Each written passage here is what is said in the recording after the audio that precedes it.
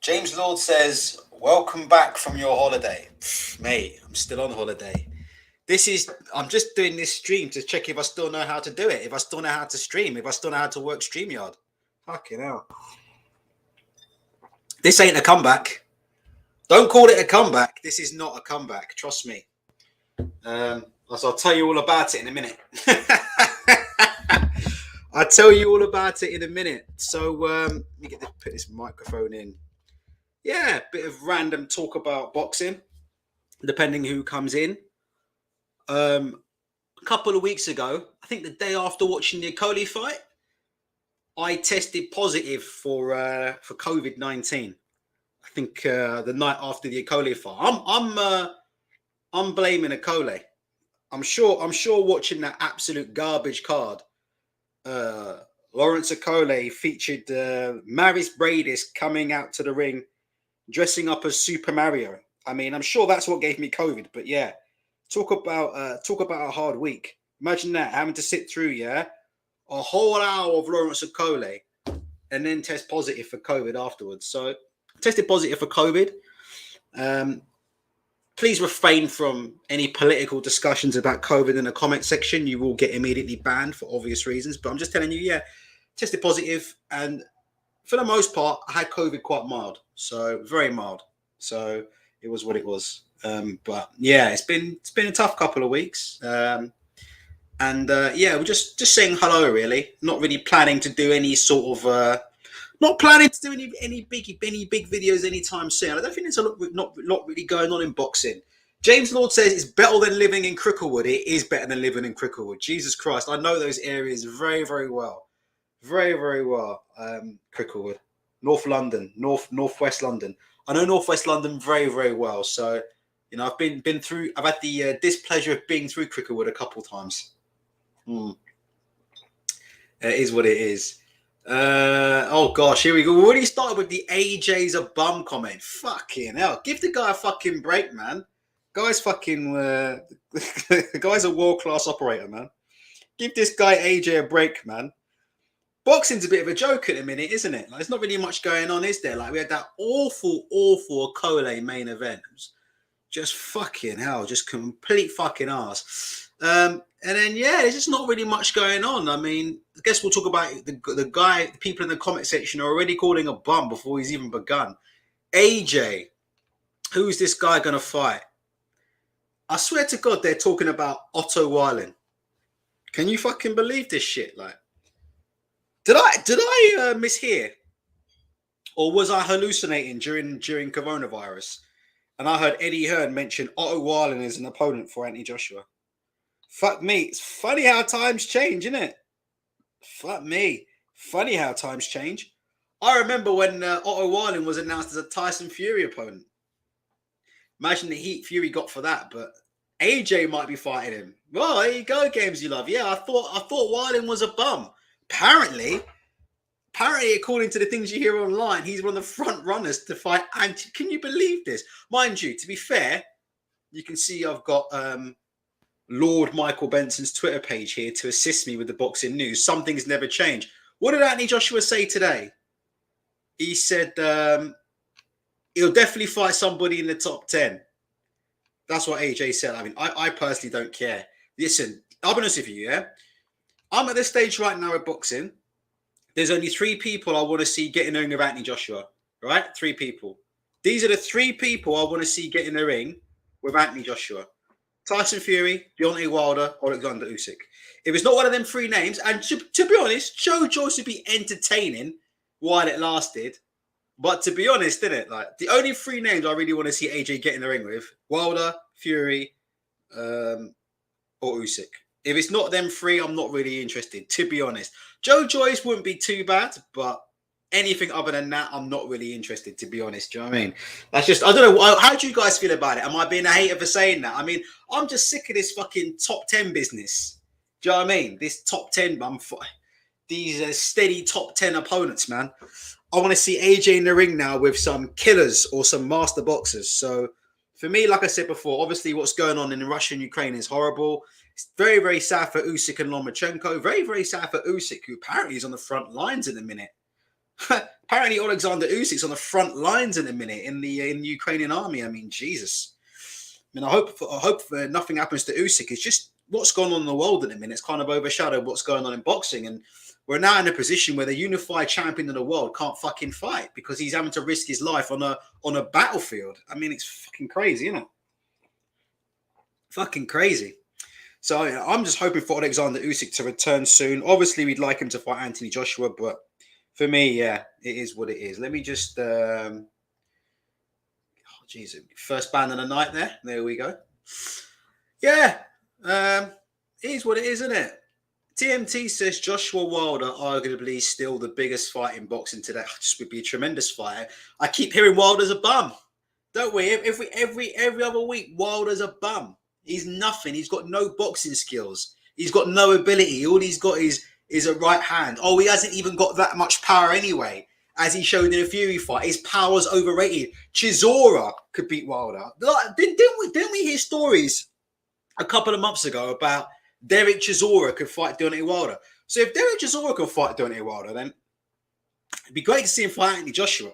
Obviously, Wilder's basically semi-retired at this point, but it'd be nice to know if they've made some kind of offer or inquired about Wilder's availability. We'll see. I mean, we don't know what state he's in, physically or mentally. Well, we do anyway. What's Wilder doing these days? Talking about taking Usyk or something. I mean, it's just absolutely unbelievable, isn't he? He's talking about going on trips to find out, who he is, and going on taking Usyk. So it is what it is. It is what it is. James Lord there with the political talk there. I'm going to hold off the ban button today. I've got a thumping.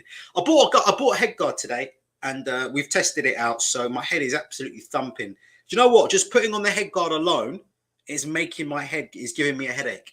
I've always been terrible with head guards, and I've just had one delivered today, and I'm trying it on because it looks like I'll be back in the boxing gym next Saturday. So yeah, we're giving that a go in a minute. Head is absolutely thumping. Put the head guard on. Head absolutely thumping. I've never ever got along well with head guards, and I've always tried to avoid wearing them. But nevertheless, like I said before, that's one thing I've got to tell you guys. I lost 4 kilos. Well, I've eaten a bit of pork and rice and peas tonight, so I'll probably put on a little bit. But yeah, I lost 4 kilos during COVID. So I lost all the weight that I gained.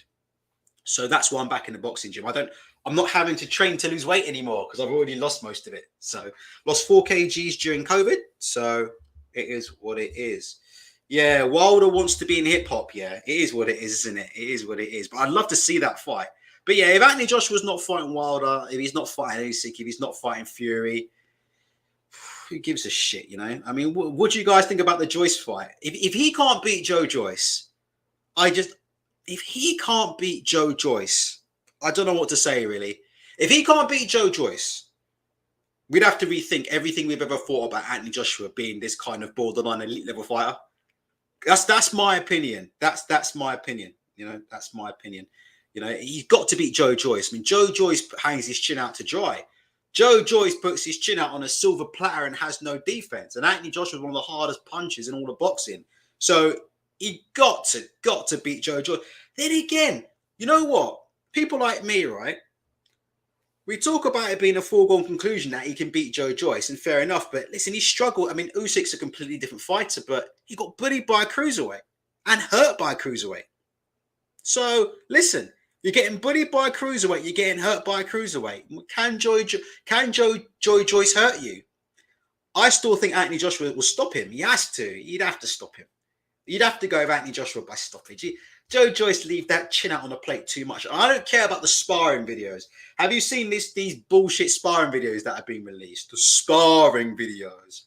Oh my God. Sparring videos. Let me tell you sparring videos. I could show you a few sparring videos. Sometimes people look good in sparring. Sometimes people look great in sparring. Let me tell you something about sparring, right? In professional boxing, nobody does a fucking 8-week camp and puts their body, heart, and soul on the line to spar. Do you understand? Sparring is sparring. You don't know what condition a person is when they're sparring. They could just be keeping ready. They could be keeping fit. They might be, at the beginning of a camp. they might be just trying to lose weight. They might be months away from fighting. It could be all sorts. Sparring is so contextual. It's all about when did they spar? What condition were they in when they sparred?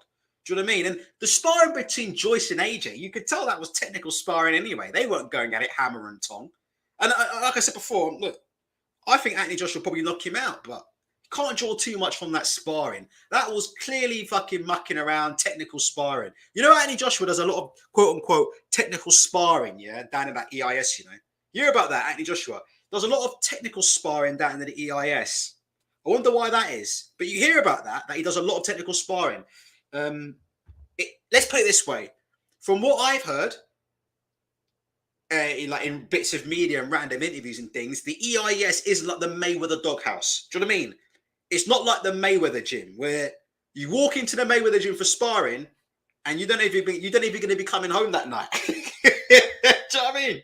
The Mayweather gym. You go into the Mayweather gym for sparring and you might not come out. You don't know if you're going to come home to that night. You'll be kissing your wife goodbye at the door and shedding a tear because you don't know if you're going to make it home alive or not, man. Because there ain't no technical sparring in that Mayweather gym.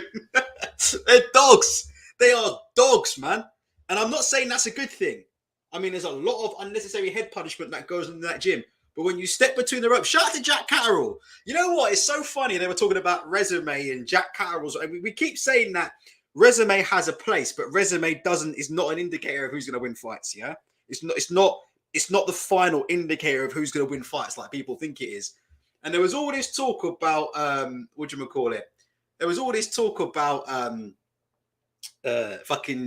Josh Taylor's resume, and Jack fucking Catterall had been through the wars in the Mayweather gym. I just found that ironic, you know. Like, Jack Catterall, battle tested. That's the one thing I can say about him. Like, that's what you call battle tested. When you're in a camp with Mayweather, yeah? When you're in a camp with Floyd Mayweather, and you know how they do it in the doghouse with Mayweather? You're doing like 6-minute rounds and shit. What do you think you're doing in the doghouse? You think you're doing 3-minute rounds with Floyd? When you get in with Floyd, you've seen him. You've seen him on Fight Hype, right? 6 rounds, 9 minutes. I've seen Floyd do 9-minute rounds.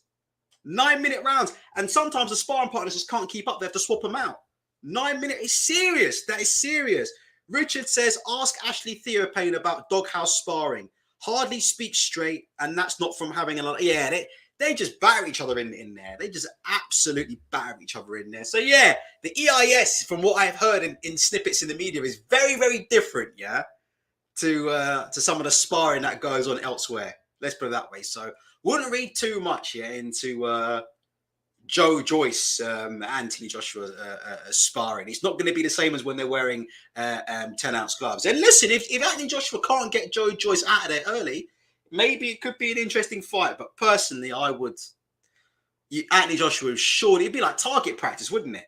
Be like target practice. And I think Daniel Dubois hurt Joe Joyce a couple of times in their fight. People go on like Joe Joyce took no punishment. I mean, Daniel Dubois had Joe Joyce hurt a couple of times in that fight. He had him buzzed up a couple of times in that fight, and he was hitting him with some big right hands. Go and watch that fight back. So, listen, Anthony Joshua is completely different, isn't he? So you would think so.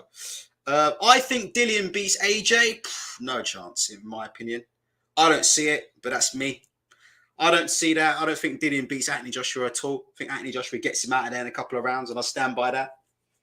That's my opinion. You know, it is what it is. Speaking of Dillian, look. What's Tony Benny saying? Look, this is why I can't be bothered to come on YouTube in a minute. Look, big claim. I wouldn't be surprised if Whyte knocked out Fury. Okay, we'll wait and see. Hopefully, we'll see on the 23rd. And all this talking can stop.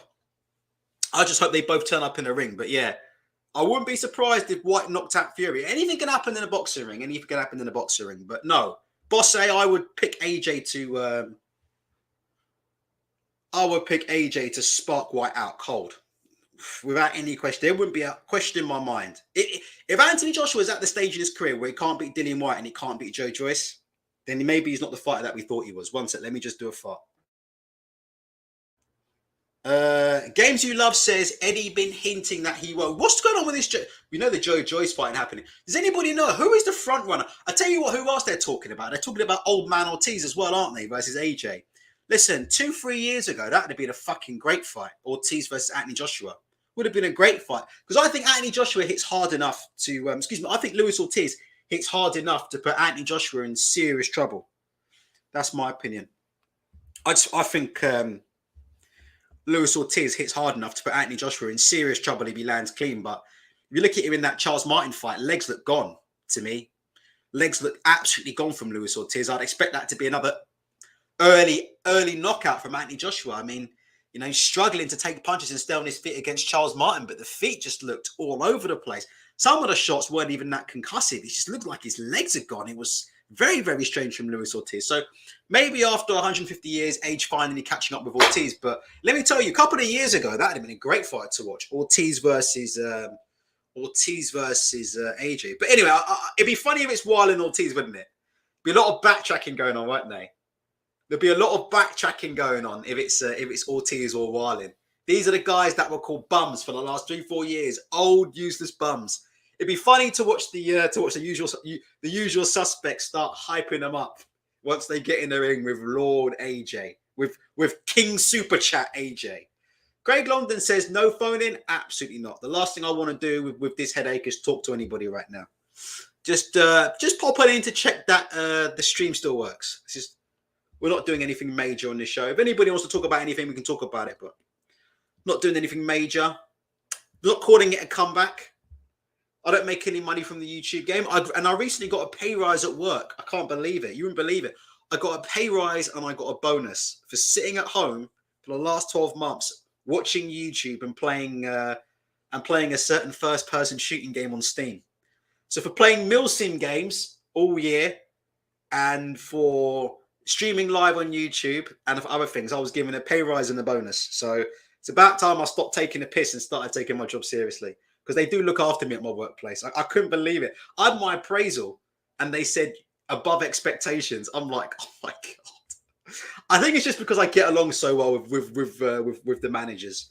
I think that's the only way I'm getting away with it. I just get along. It's very, very unusual, but I'm in an unusual position where I just get along really, really well with my managers. And I think at the minute, they're just chucking money at me for no reason. I have no idea why. Crazy D3 says, maybe Joshua needs southpaw opponents. His foot positioning against Usyk looked novice. Absolutely. Foot positioning against Usyk was all over the place. Couldn't get any lead foot control going on there. Again, like I said before, it's proof, isn't it, that resume, innit? Talk about resume all you want, but at the end of the day, resumes don't mean anything. When you get in the ring with Alexander Usyk and you can't get lead foot position, right? And you open yourself up, to left-handed shots off the angles that Usyk provides, then what do resumes mean? Resumes don't mean anything, do they? Top 10s don't mean anything, does it? Top 10 don't mean anything. It's fighting all these top 10s. Okay. Yeah. Instead of fighting top 10s, AJ, let's try and get your lead foot on the outside against a guy who's about 70 pounds smaller than you. Let's try that. Instead of all these top 10 opponents, let's just start with the basics, Lead foot position, lead foot on the outside. Try and throw a left hook, and get the southpaw moving into your right hand. And let's try and start with the basics before we start talking about fucking top 10s. Don't get me started on resume. It is what it is. Listen, resume is good for experience. It's good for when you want to know how much experience does a fighter have. Do you know what I was thinking the other day? It was so funny, right? I was thinking the other day, when I used to be in the gym, back next week, but when I used to be in the gym with not a high profile coach, but you know who I'm talking about. So when I used to be in the gym with you know who, right? I've seen this guy just watch boxing and just do a bit of opponent study and have a look. Do you know one thing I've never seen? And even in one of the other gyms I go to, where they match lads at amateur level, for amateur boxers. Do you know one thing I never see these guys do? Obsess over a resume. You ever find that funny? Go into a boxing gym, right? Look at any coach preparing any guy for a fight. Do you see the coach obsessing over the resume of the opponent? No. What they do is they try, and the first thing a coach will do that's worth his salt, is go on YouTube, try and get some footage of the guy or the guy's fights and have a look. What punches does he throw? How does he move? What type of fighter is he? Is he a slickster? Is he a come forward pressure fighter? Do you know what I mean? What kind of fighter is he? What kind of punches does he throw? Do you know what I mean? What kind of defense does he have? What kind of gaps does he leave open? Do you know what I mean? That's the kind of thing that coaches look at. Do you know when the fights get signed, at any kind of level? I'm talking from white collar to small hall to whatever. You know when a fight gets signed, do you see coaches go, "Oh shit, my guy's fighting this opponent. Shit, I better look on BoxRec and find out if he's fought anybody in the top 10. Or better look at BoxRec and check his resume. They'll do that to see his experience level. Does that make sense? They'll do that to see how experienced he is. But other than that, most coaches will switch that shit off, and it's all about fight footage because resumes don't win fights. Does that make the point? Resumes don't win fights. Throwing punches wins fights.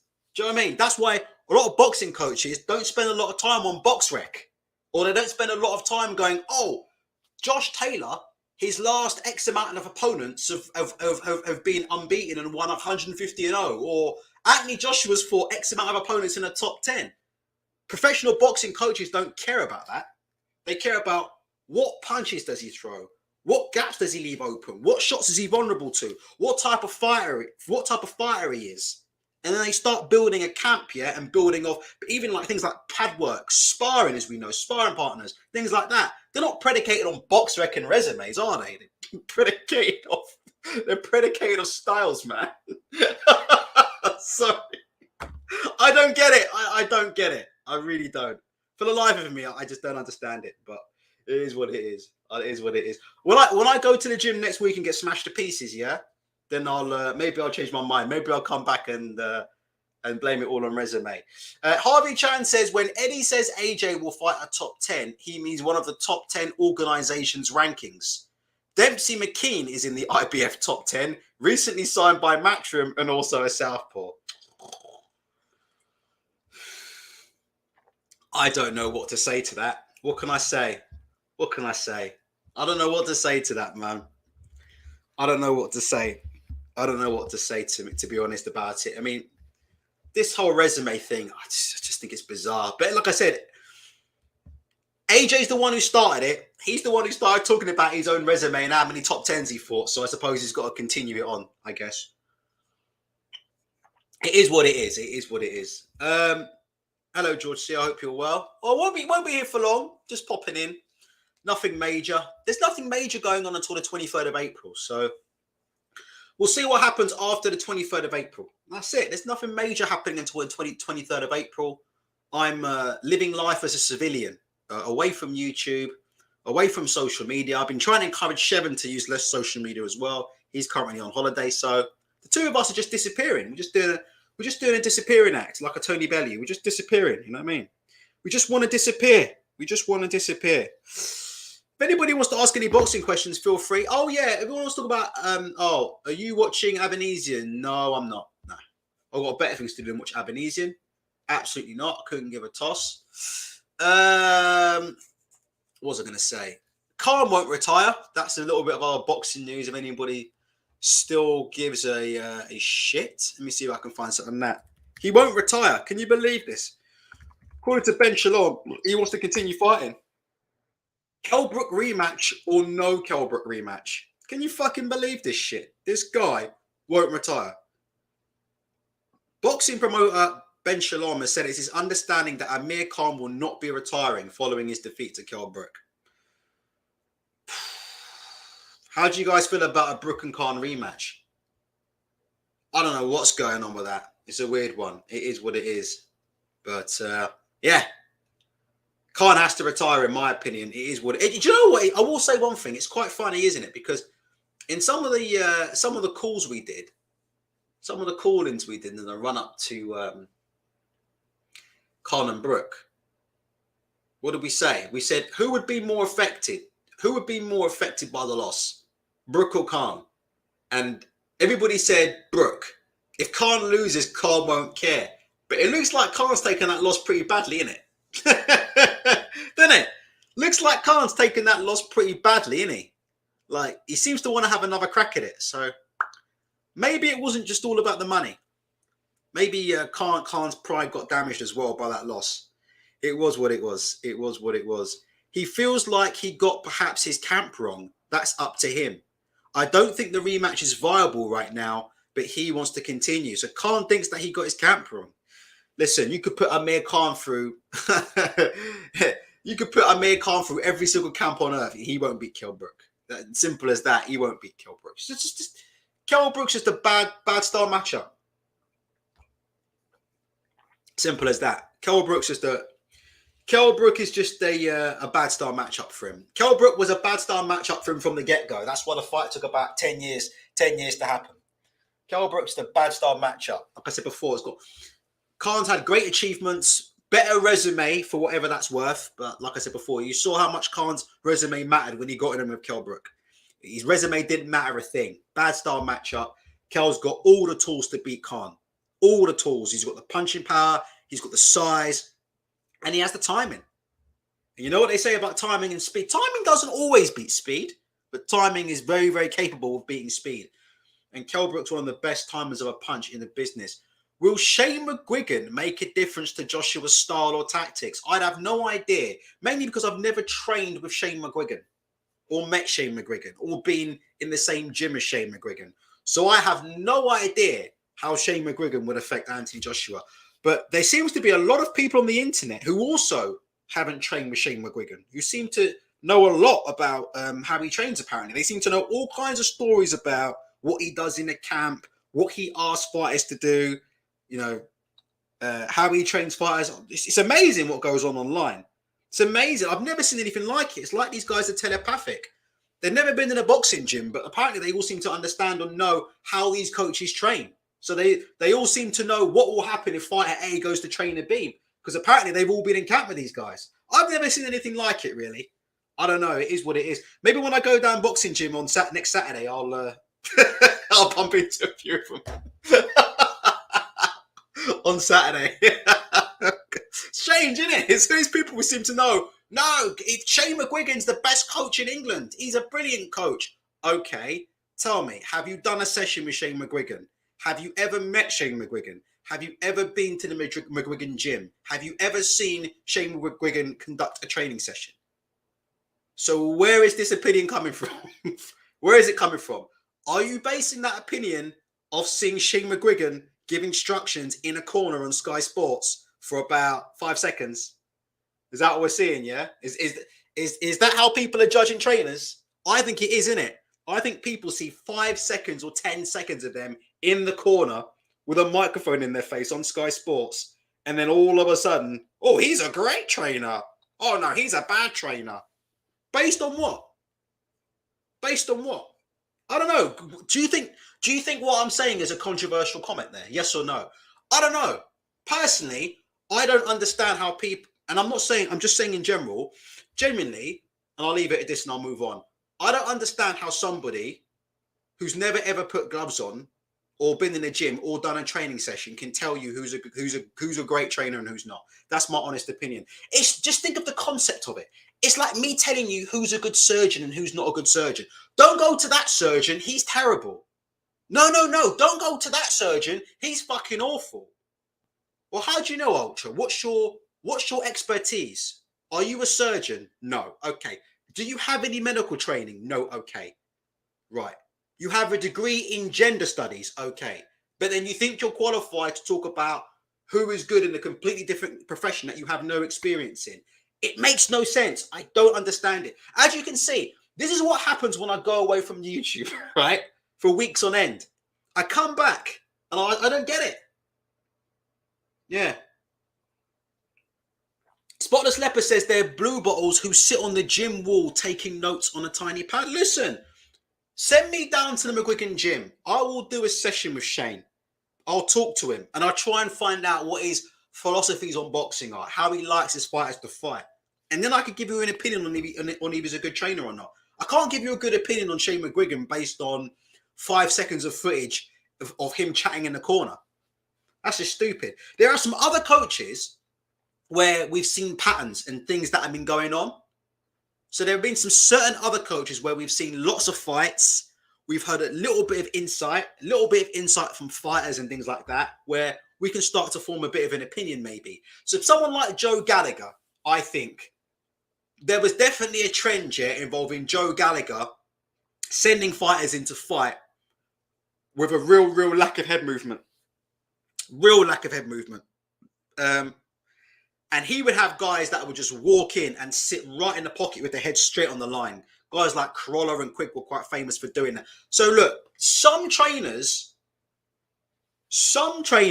there are some things that we see and pick up and we're like, That doesn't look right to me. But if you're asking me about Shane McGuigan, I don't know. What are your again? It's like, what are your thoughts on Ben Davison? Like, honestly, I'll be honest with you, right? I've never done a session with him. I've never spoken to him, so I do not know. What I would say is he does come across like a bit of a blagger in certain things.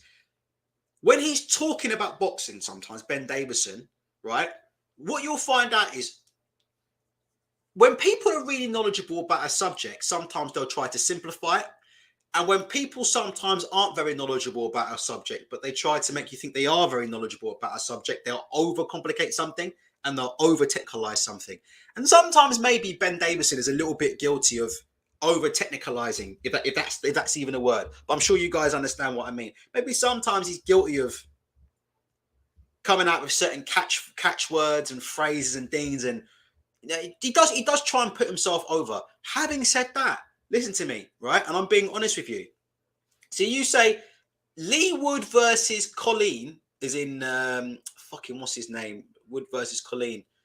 Oh God, Conlon proves that Ben Davison is a bit overrated. See, I disagree with that. I don't think you can judge a trainer off a fight like that. That's me. I haven't even seen that fight actually. I've seen the knockout. I didn't even watch it. I think I wasn't too well at the time, so it was what it was. But nah. I don't think you can judge Ben Davison of Ben Davis. It's not Robot Wars. That's all I'm saying. It's the coach's talk is pointless. It's not Robot Wars. It really isn't. A coach can give instructions A, B, and C. When you go in the ring and get punched in the head, it's a different ball game. It's very, very hard to listen to your coach. It's very, very hard to stay on the game plan when you're being punched in the head, particularly if you've been hurt in a fight. Very, very hard to stay on game plan. It's like we keep discussing on this channel, don't we? A lot of the fighters revert back to how they are. So I don't think you can look at one fight and say, well, that fight proves Ben Davison's overrated. If you want to know if Ben Davison's overrated, just go to the fucking gym with Ben Davison. I don't understand what the problem is. If I lived near Ben Davison, I'll be in his gym very quick. Simple as that.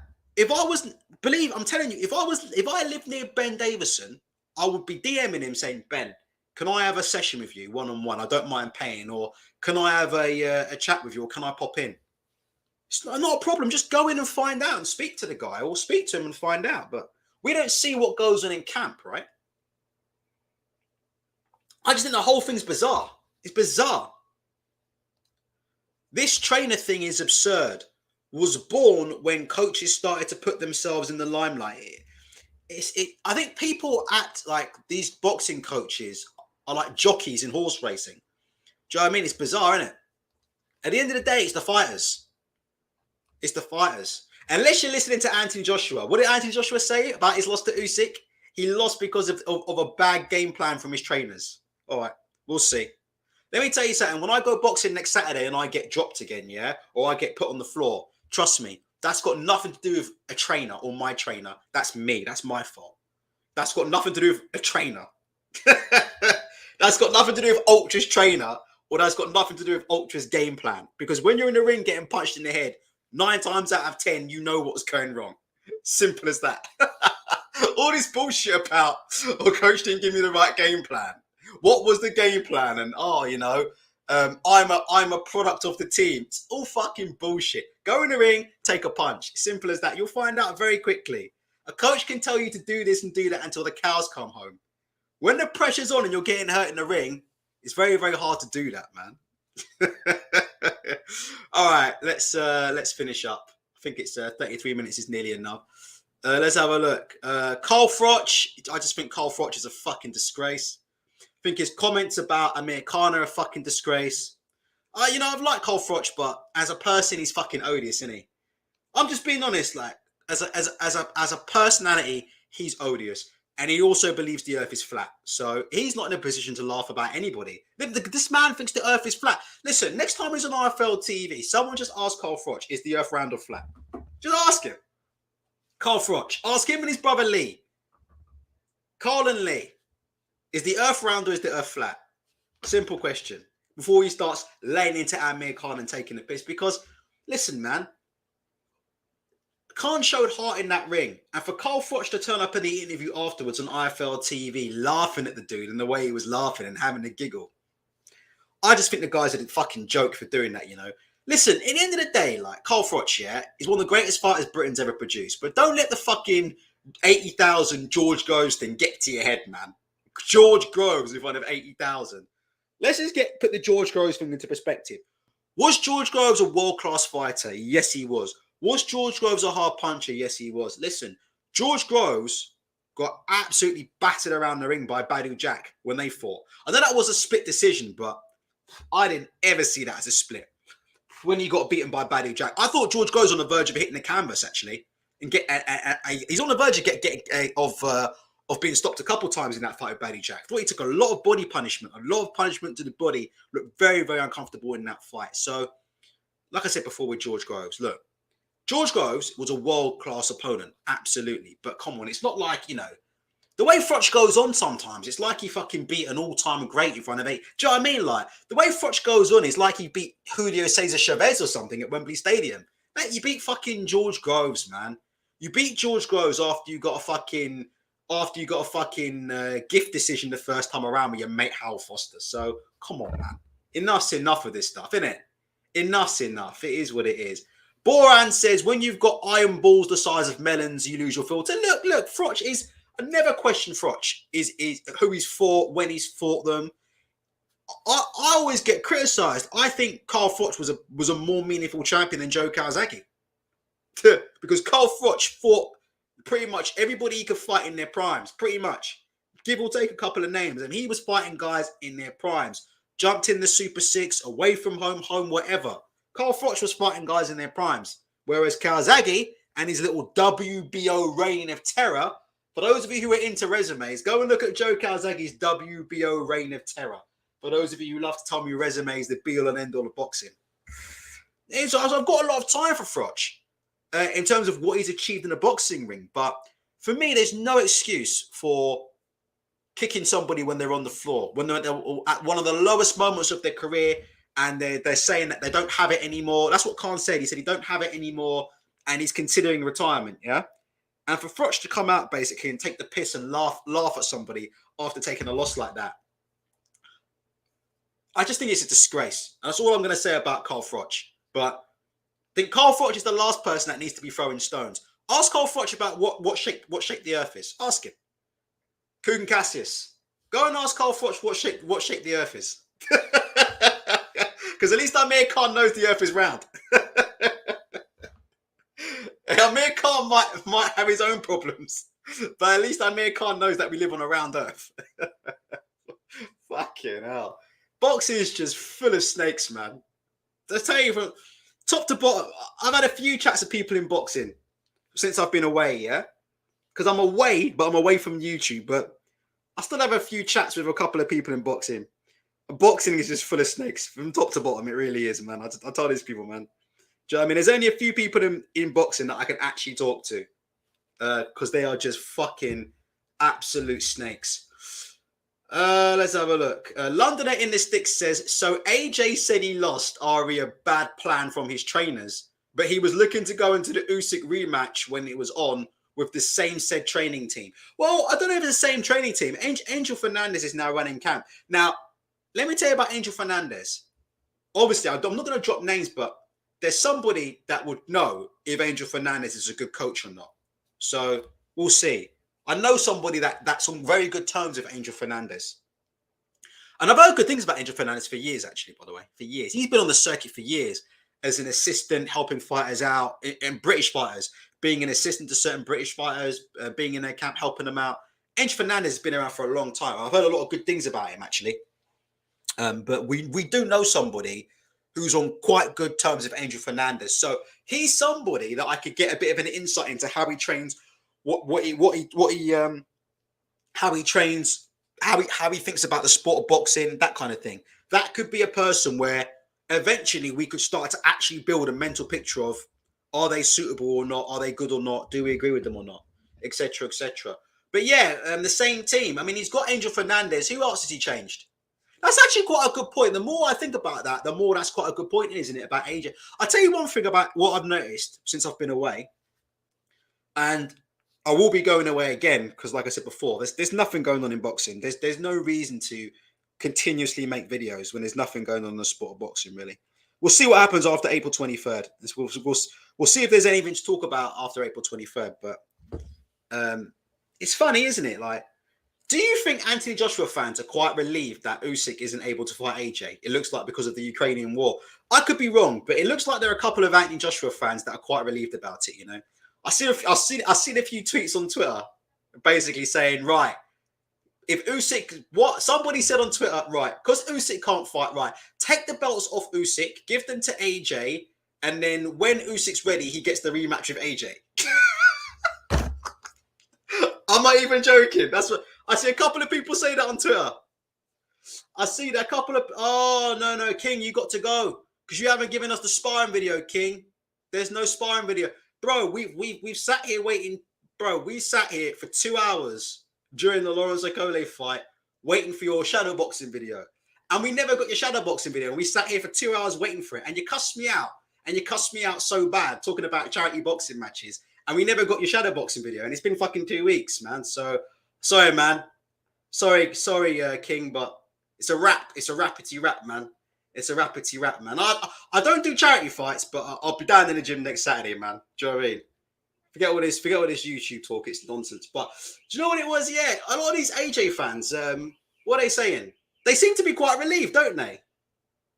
What do you think? Like these AJ fans seem to be relieved, don't it? What are they saying?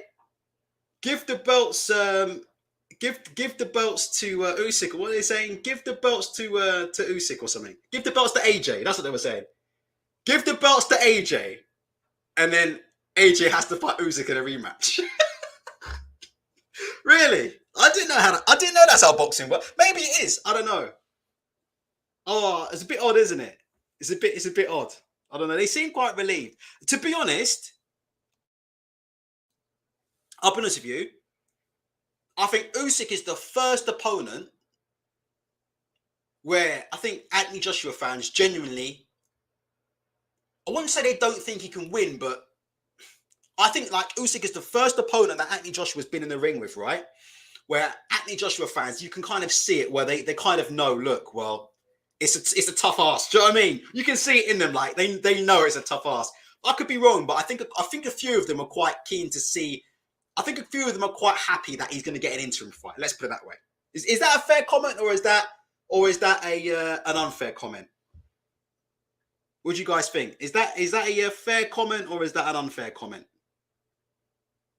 What do you think? I think they're a bit relieved about that because the impression I get from seeing what a couple of them are saying online is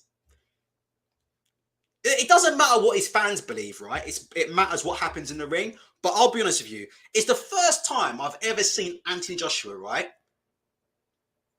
about to fight an opponent, and for the most part, his own fans kind of don't believe he can win. Do you know what I mean? It's genuinely like they don't believe he can win deep down, you know. And then, you know, I don't know. I could be wrong. I could be wrong on that. I think he can win. I picked him to win if he fought Usyk again. I'll pick him to beat Usyk in a rematch on points. But I don't think his fan base are very confident. What do you guys think about that? I don't think they are. But listen, confidence is pointless. This is what I'm trying to explain to people. Confidence only takes you so far. Boxing fights are won by punches, man. Confidence doesn't win boxing fights. Believe it or not. Well, the confidence can get you over the line, but you've got to have ability. You've got to have ability. You've got to have some form of ability. Otherwise, it's curtains. Do you know what I mean? So I think some people look into that a bit too much, but I just thought that was interesting. I'm actually super hyped for Eddie versus 4. Really? I didn't even like know they were fighting. I know that. Listen, I'm just gonna guess. I've seen Eddie Hall. Have you seen the video of Eddie Hall and Scott Lawton? Listen, this is years ago, right? But look, hold on. Let me get this up. Have you not seen the sparring video of Eddie Hall and Scott Lawton? This is years ago, and I've got a lot of respect for Eddie Hall. But have you seen this sparring? You guys want to talk about sparring videos? Look at this. Jesus Christ, who fucking get away with this? 5 years ago. This is Eddie Hall at 320 pounds versus Scott Lawton. Let me just... You want to talk about sparring, yeah? This is why I laugh. Whenever I hear people... Anyway, I'm not going to start. But look, all I'll say is this, right? Before I play this video, right? Looks don't win boxing matches. Talking doesn't win boxing matches. Looking someone in the eye in the weigh-in doesn't win boxing matches. Right? You know all this kind of stuff, like, I can see it in his eyes. Look at this. This is Scott Lawton. I think he's like 140 pounder. He was a 140 pounder, right? And he's fighting a 325 pound Eddie Hall. I mean, Jesus, just watch this. He nearly gets him out of there. Look, watch. And I'm not saying Eddie Hall hasn't come on, but this is a guy who I think fights at 104, fighting at 140 against a 320 pound man. Just can you see that? Can you see the difference in the punches? He's getting hurt off the jabs. Just keep watching because it really heats up. Just keep watching. Look at these jabs, but just keep watching when he really starts putting the shots together. You see Hall's gassing now already. Oh my gosh, did you see that fucking right hand left hook? Jesus. Or is he southpaw? Hold on. No, right hand left hook. Watch this. Hold on. Jesus. Just look at, he's a 320 pound man against a 140 pounder. Look. Look at that left hook. Look at you see him shake his head. He's buzzed up. 140 pounder, buzzed up.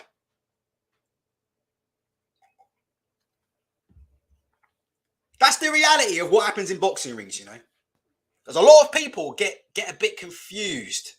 They've never done any training, and they get very, very confused about what happens in boxing rings. And they say a lot of things. Look, there's a 140 pounder, and he's not even putting the pressure on.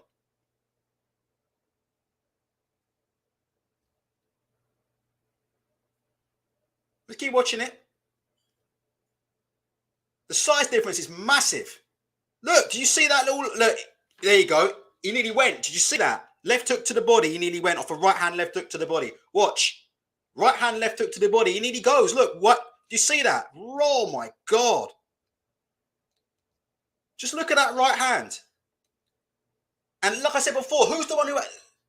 Nadab's talking about cardio, but the power is something else. Well, who's got the... I'm sure Eddie Hall's improved, yeah? But all I'm saying is, who's got the power here? It's the 140 pounder is the one who's got power, not him. He ain't got no power in this fight. Not enough power to trouble this dude. Look. Look at this left hook. Look. Bang. Look at him. Look. You see him suck the air in. Oh, my gosh. Look. Jesus. He could have gone there. He could have gone. He could have absolutely gone. And there's a 200 pound difference between the two of them. Oh my God. So look, if that carried on, listen, this is 2 minutes. This is 2 minutes. If this carried on anymore, well, what do you think would happen? Do you think Eddie Hall was still being... I'm not trying to disrespect Eddie Hall, but I'm just trying to get you guys to understand the difference in levels here. That's all I'm trying to say. I'm not trying to be disrespectful. Eddie Hall will put my lights out, right? But you see what happened there? He was in with a 140 pounder. 2 minutes. 2 minutes there, and he nearly hit the floor. 2 minutes. 2 minutes, and he's nearly getting stopped. Let me tell you one thing about this Thor Bjornsson. I know this Hathor's been in the ring with some actual fighters. So we know he's been in the ring with Stephen Ward. We know he's got Sir Billy Nelson, probably the best trainer in boxing. So yeah, but from what I've seen of Eddie Hall, I'm not a fan of it. Samuel Harrison says there's some new footage on YouTube if I'm interested. Well, I don't want to get done for it. Where is it from? But yeah, that was Eddie Hall 5 years ago. So but I'm just saying, look, that video, I know that was bad. I mean, Jesus Christ, look. That was bad. Yeah, I'm not going to go on his own channel because I'm not going to get done. But look, that was bad, man. Let's have a look here. Blah, blah, blah, blah, blah. Right, yeah. TMT says Ruiz eating himself to death. Are you serious? He looks in the best shape he's ever been in. What? Andy Ruiz is eating himself to death. He looks fantastic, doesn't he? Oh, I see. Ruiz eating himself to death. Usyk taking on Vladimir Putin. Joshua is a lucky man. We must recognize that. Well, you know, listen, they say in boxing you make your own luck, don't you? But he's had some breaks, hasn't he, Anthony Joshua? He's had some breaks. He has had some breaks, hasn't he, Anthony Joshua? He's had a few breaks, hasn't he? He had a good break with Ruiz. I mean, he probably would have beaten Ruiz anyway, but you know, obviously Ruiz in the rematch wasn't in shape, and then obviously Usyk, that's the one fight I wanted to see him in. You know, he was beaten badly in the last fight, and Usyk has to go to war, and it looks like, do you know what I mean? It is what it is. Can you believe this? Usyk has to go to war on the battlefield instead of fighting Anthony Joshua, so we don't get to see that fight. The one fight where, you know, it was what it was. Artur Beterbiev versus Joe Smith, unification, New York, July the 18th. Michael Benson has stolen that news by way of Mike Coppinger. All I know is Anthony Yard can't be allowed anywhere near Beterbiev. Are we agreeing with that? We agreeing with that? That we can't allow Anthony Yard anywhere near Beterbiev in a ring, yeah? We can't allow that to happen. I mean, listen, let's get it straight. I love Anthony Yard, but listen, Beterbiev is too much, man. Beterbiev is too much. So unless Beterbiev and Joe Smith Jr. kill each other in a war and both knock each other down 10 times each, I don't want to see Anthony Yard in no ring with Beterbiev.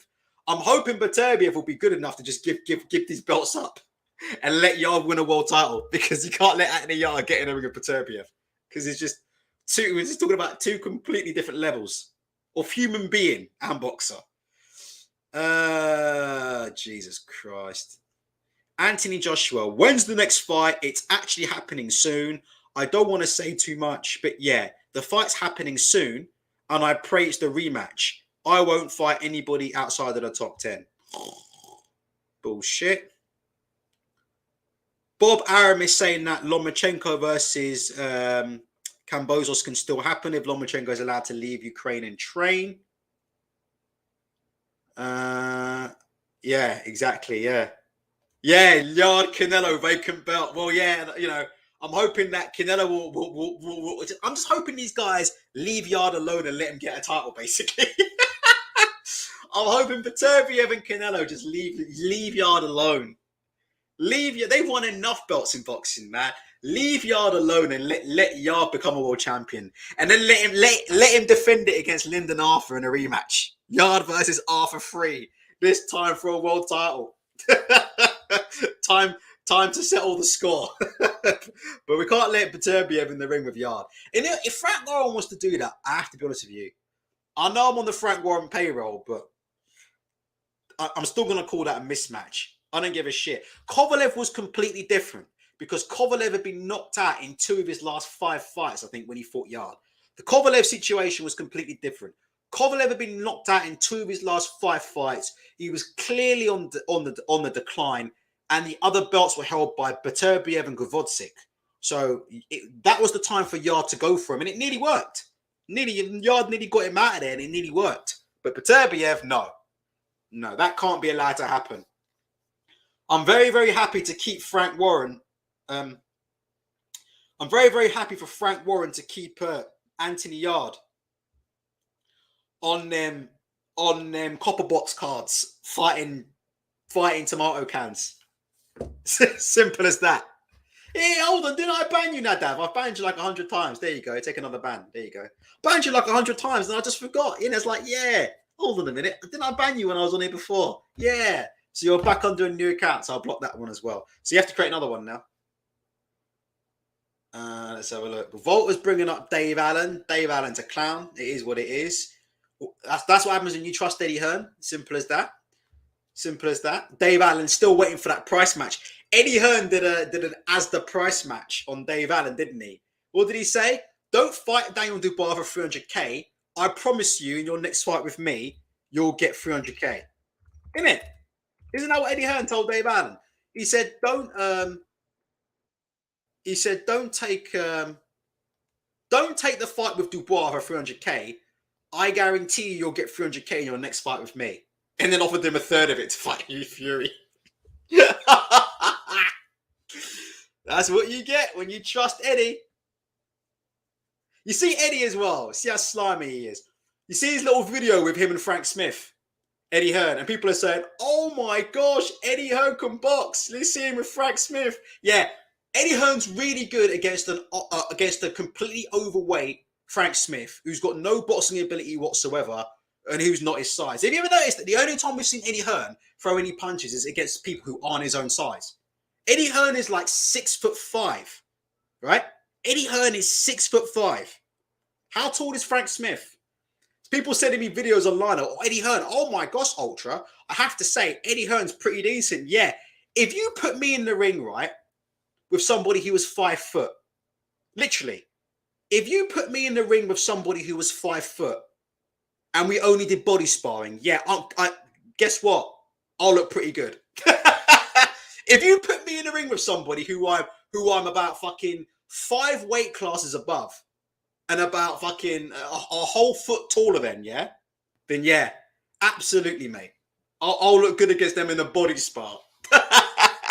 That dude is such a narcissist. Do you know what I mean? He's happy to... I can't believe Frank Smith allows him to do that. If I was Frank Smith, I would say, hold on a minute, Eddie. Why don't you actually body spar somebody your own size and your own weight? I'd be like fucking embarrassed to put that online. Do you know, like, see how I go to gym next Saturday, yeah? Can you imagine if they put if I showed you a video of and I put Ultra Tech sparring and it was me body sparring some little kid who I was a foot taller than, and I was body sparring it and going full pelt, and then I was putting it up online for people to see. Do you know how fucking embarrassed I'd be to do that? I wouldn't even allow the video to go up. If I was in the ring with somebody who wasn't remote, and we all get in a ring with people who are bigger and smaller, yeah, because it comes down to who's available on the day, innit? It just doesn't even have to be for a hard spar. Even for a light spar or a body spar and a match or a medium spar. Do you know what I mean? Sometimes it's who turns up, right? But that's fine. If you get in the ring with somebody and you've got an obviously massive weight advantage, look at this. Look, this is so embarrassing. I can't, and Eddie's in there throwing like big punches and shit. He's such a narcissist. I guarantee you, put Eddie Hearn in the ring with somebody his actual own size and his own height. Look, here he is again. Look, here he is doing. He's been doing this to a while for Frank Smith, isn't he? He's been beating Frank Smith up for a while and putting it on camera. Look, this is the IFL TV video from 2 years ago. Just look at the size difference between Frank Smith and Eddie Hearn. Jesus Christ. Just look at the size of Frank Smith compared to Eddie. Look at him. Jesus Christ. And Frank Smith was in better shape then than he was in that recent video. He's actually in semi-decent shape. Look at the size of Hearn. Hearn is 6'5". He's huge. But you see what he keeps doing? He keeps telling everybody that he's some kind of amateur boxer with a 4-0 record. But he won't put any video of himself getting in the ring, sparring to the head with somebody who's his own size and his own height. Because I'll tell you now, if I was Eddie Hearn's height and size, trust me, I'd tag him for days. And I'm fucking garbage. And I'm telling you now, that little stuff he does with his walking around with his little left hand by his waist. Get away with that in body sparring, mate. Won't get away with that. You won't get away with that in an actual spar, yeah? In a real spar. Eddie Hearn. But that's what he does, doesn't he? I just think it's terrible, like, do you know what I mean? It's terrible. No, Crazy D3 says Eddie should fight Coogan. He beat Coogan easy. But all I'm saying is, if you're going to put footage up of yourself and embarrass someone who's supposed to be your friend, because to be honest, what do you guys think? Like, this Frank Smith footage, do you think Frank Smith comes out of this looking good? I think every time they show these Eddie Hearn and Frank Smith spars, I don't know why Frank Smith agrees to them. Because he ends up looking terrible. Do you know what I mean? Do you know what I mean? I don't know what kind of friend would do that. Let me know if you think I'm being a bit too harsh, but what kind of friend would do that? I tell you what, mate. I know I'm about a foot taller than you, and I know I weigh about 100 pounds more than you, but let's go on camera to make me look good, and I'm going to beat you up and throw real punches at your ribs on camera and try and get you out of there and make you look really, really stupid in front of the boxing media and make myself look good because I don't want to jump in the ring. I don't want to jump in the ring with somebody who's my own height and size. That's what it is with Eddie Hearn, isn't it? Because he don't do it with anybody else, does he? And he's in there. I can't show you the footage, but he's in there and he's whipping these punches in. He's not even saying, oh, you know, Frank Smith, he's a lot smaller, he's a lot taller, he's my friend. We're just going to have a little bit of a mess around. You see Eddie Hearn, yeah, on camera, he starts stalking him and whipping the shots in, trying to get him out of there. That's the kind of person he is. That's the kind of person he is. That's the kind of person he is, isn't he? Won't do it with somebody his own size and height, but he's quite happy to try and get his mate out of their own thing. But listen, like I said, you'd be surprised. People remember that. Boxing's a funny sport, you know. I promise you, like, boxing's one of the funniest sports in the world. And sometimes that kind of stuff comes back on people because you know what happens? I'll tell you how it goes. One day, I could be wrong. One day, Eddie Hearn's going to pick the wrong guy, yeah? And they're going to see this footage of him dishing it out on Frank Smith. And you know what they're going to go? They're going to go, oh, Eddie says it's a laugh, but he's going to go in and throw real shots. So I'm going to throw real shots at Eddie. And he's going to get himself in trouble. That's how it goes every time. Yeah, come on, mate. Let's have a little laugh. Just a little laugh, just a little body spot. But somebody would have seen this and gone, yeah, but we know what Eddie does. Eddie actually goes in and throws real shots. You know what I mean? You know those guys in the gym? Yeah, let's have a light one. And then next minute, they're trying to throw full-blooded shots. Do you know what I mean? He's like one of them, innit? Someone will pick him up and start throwing real shots at him, and then we'll see. We'll see. So yeah, that's my honest opinion. People were sending me footage and saying, oh, Ultra, you've got to admit, Eddie's blah, blah, blah. I'm like, mate, listen, the size difference is absolutely humongous. Humongous, man. Little kids, man. Let me tell you something. There's somebody fighting on a card. A very, very young prospect, yeah? And he's fighting on a small hall show in York Hall in 2 weeks' time, yeah? He's I don't know what he is. He must be 19 years old. He's a young prospect, yeah? Right? That's all I'll say is this. 19 years old, he's a young prospect, right? And he's fighting at York Hall on my mate Alfie Warren's show, all right, in York Hall in a couple of weeks, right? I sparred him when he was 15 years old, right? I sparred him in the ring when he was 15 years old. I got sent into the ring by coach, and the coach thought I was going to get my head taken clean off, right? This guy had quite a lot of amateur fights. I'd had none. But at the end of the day, I was significantly bigger than him, right? And taller than him, right? I didn't try and put it on him. I didn't try and go in there and throw, like, you know, absolute bombs and stuff. But trust me, this guy was on a completely different level to me, right? But at the end of the day, the height and size disadvantage was too much. And I just pinged his head around for fucking 3-4 rounds straight. And I didn't feel good about that at all. I felt terrible about it. Because he actually thought he was going to beat me in the spar, you know? He actually thought he was going to beat me in the spar. And people were saying to me, oh, you know, Ultra, watch out. Watch out. This guy's going to do this. He's quick. He's so this. And you know what I did? I just stuck behind the jab. And that's not because I'm good. Do you understand what I'm saying? It's not because I'm good. I'm shit. The reason why is because he was 15. And the height and reach advantage alone was too much. And all I did was make it count. So what I'm saying is, anybody can do what you see in these videos. I did it against somebody. 4 years later, that boy's now fighting on Alfie Warren cards at York Hall. He's now a professional boxer, yeah?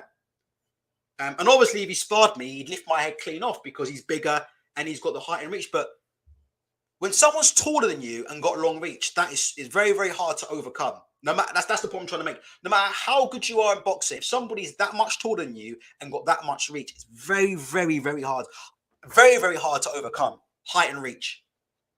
Probably the two most difficult other than power. Probably the two most difficult physical attributes to overcome in the ring other than power. Height and reach. It's a nightmare. It's a nightmare. And I've seen guys in gyms who are complete garbage, but they're 6'2" and they know how to jab and move. And they can't do anything but jab and move. They can't defend. They can't throw hooks. They can't counterpunch. They can't work inside. I've seen guys in the gym, they can't do shit, but they're effective because they're like 6 foot and they know how to do one thing. Jab and step back. Jab and step back. Trust me, it's not easy. Don't know what you guys think about that.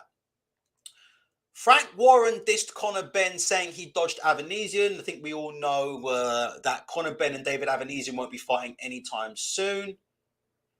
Crazy D3 says Frank Smith just comes across as someone who's he does, doesn't he? He does. It's the truth about Frank Smith, doesn't he? Frank Smith does come up like somebody Let me tell you my honest opinion of Frank Smith. Frank Smith does come across like somebody who's actually quite a nice guy. But again, yeah, he comes across like a guy who's easily walked over. I have no idea why he allowed himself to be made to look like that by Eddie Hearn in a boxing ring. I don't know whose idea that was. I imagine it's Eddie Hearn's idea. And I don't know how that made Frank Smith look good in any way, shape, or form. What does that do for Frank Smith?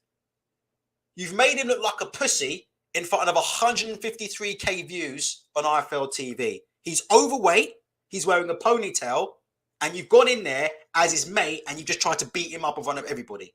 What does that do for Frank Smith's confidence? What does that do for Frank Smith? Nothing. Does absolutely nothing for Frank Smith. So why is he doing it?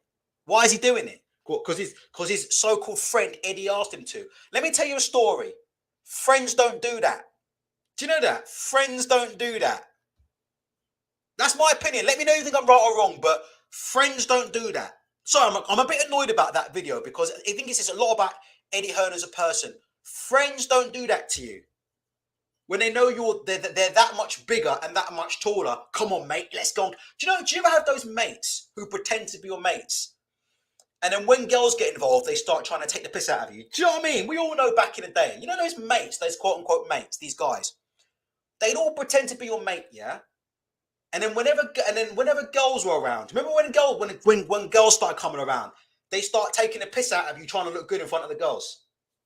Do you know them kind of guys? That's the kind of guy Eddie Hearn is. You know them kind of dudes.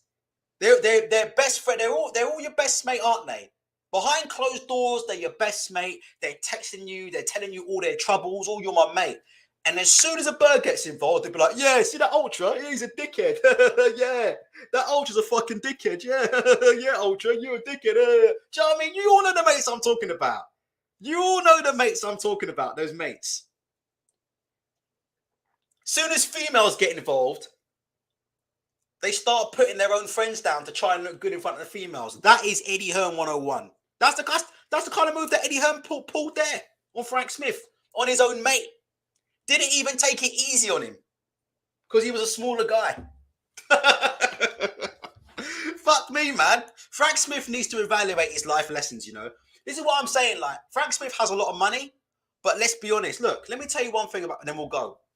I didn't mean this to become a Frank Smith episode, but it's something that I'm passionate about. So we'll talk about it quickly, then we'll go. And look, after getting beat up by his boss, after his boss put him on camera, beat him up on camera, and made him a laughing stock for everybody to see, right?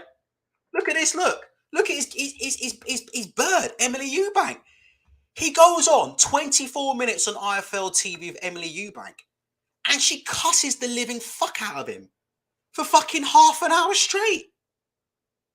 Can you imagine sitting on camera with your fiance, and your fiance is just sitting there ripping the piss out of you in front of 100,000 people for 23 minutes straight? Telling everybody how fucking stupid you are. Telling everybody how you're always wrong. Telling everybody how they'd be lucky to have you. Telling everybody that you know, basically she knows that she's a level above you, but she gave you a chance and all this shit. This is the kind of stuff that Frank Smith puts himself through. Look, 24 minutes of him sitting on IFL TV, and he's getting dog walked by Chris Eubank Jr.'s sister. Like, he has got serious self-esteem problems. And that comes from somebody, me, who's got massive self-esteem problems. Like, he has serious self-esteem problems, you know? Do you know what I mean? He has got serious self-esteem problems to allow these kind of people to treat him in this way. I feel bad for Frank Smith, man. I feel so bad for the dude, man, because he lets these people just, as James Lord said, he lets these people just basically, you know, piss all over him and make him look. It's funny how Frank Smith's always got to be the joke, isn't he? He's got to be the joker. He's got to be the fat joker. You know, he's got to be the one that Eddie beats up. You know, he's got to be the one that Emily Eubank's taking the piss out of. Or when's Eddie on the receiving end of the jokes from Frank Smith? Have you ever seen those videos? Has anybody ever seen those videos where Eddie Hearn's messed up and Frank Smith's the one who's getting over? Or have we ever seen a video where Eddie Hearn actually gets in a boxing ring and spars somebody his own size and gets put down? Do you think Eddie Hearn would put that video up for us all to see? Or would Eddie turn around and cover it up? Of course he would. Do you know what I mean? But you see how they use Frank Smith as a little punching bag for the little ego? Let me tell you something. When your missus loves you, yeah? One of the things about... I'm not going to get deep here, but I'll say this, look. One of the most important things in a relationship, believe it or not, is actually respect. Like, that is one of the most important things in any relationship, believe it or not. It's actually respect. It's got nothing to do with the spark. It's got nothing to do with feeling butterflies every time you see the person. It's got nothing to do with how many times you say I love you every single day. It's got fuck all to do with that, right? Relationship, what makes long-lasting relationships is respect.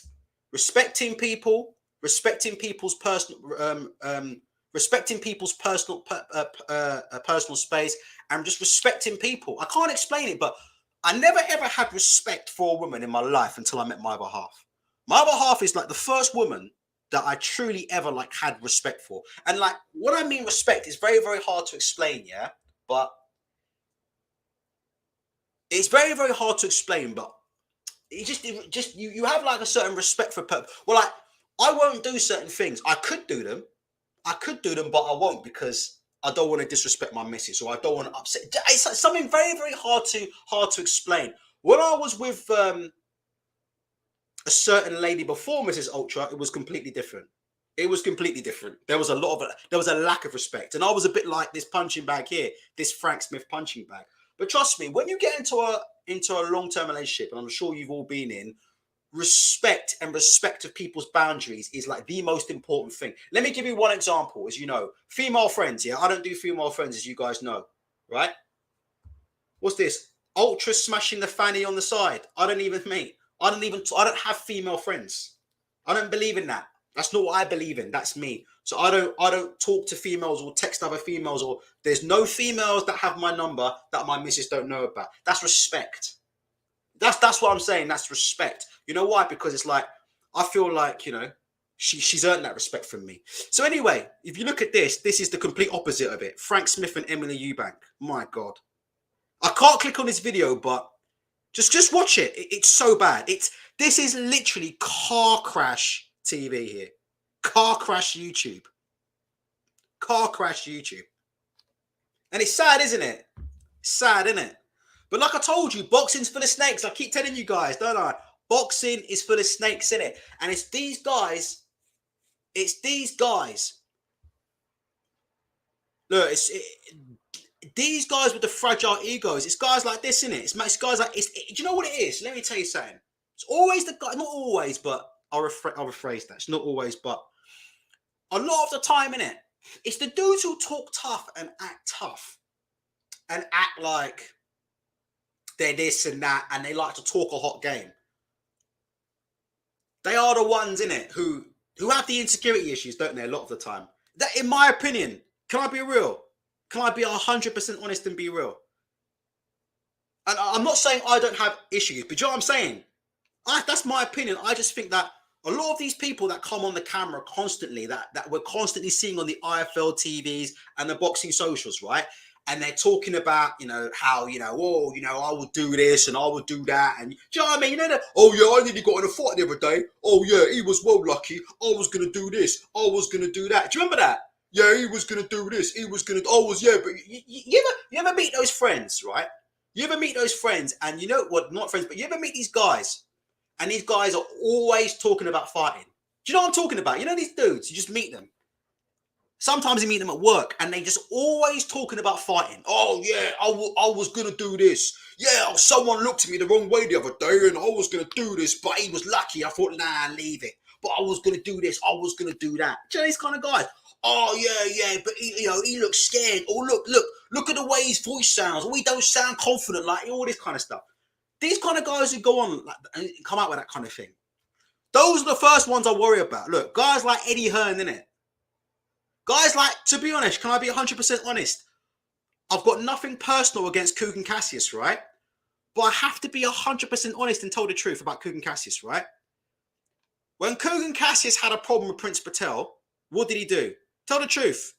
When Kugan Cassius had a problem with Prince Patel, again, look at the size of Prince Patel compared to the size of Kugan Cassius. Am I right or am I wrong?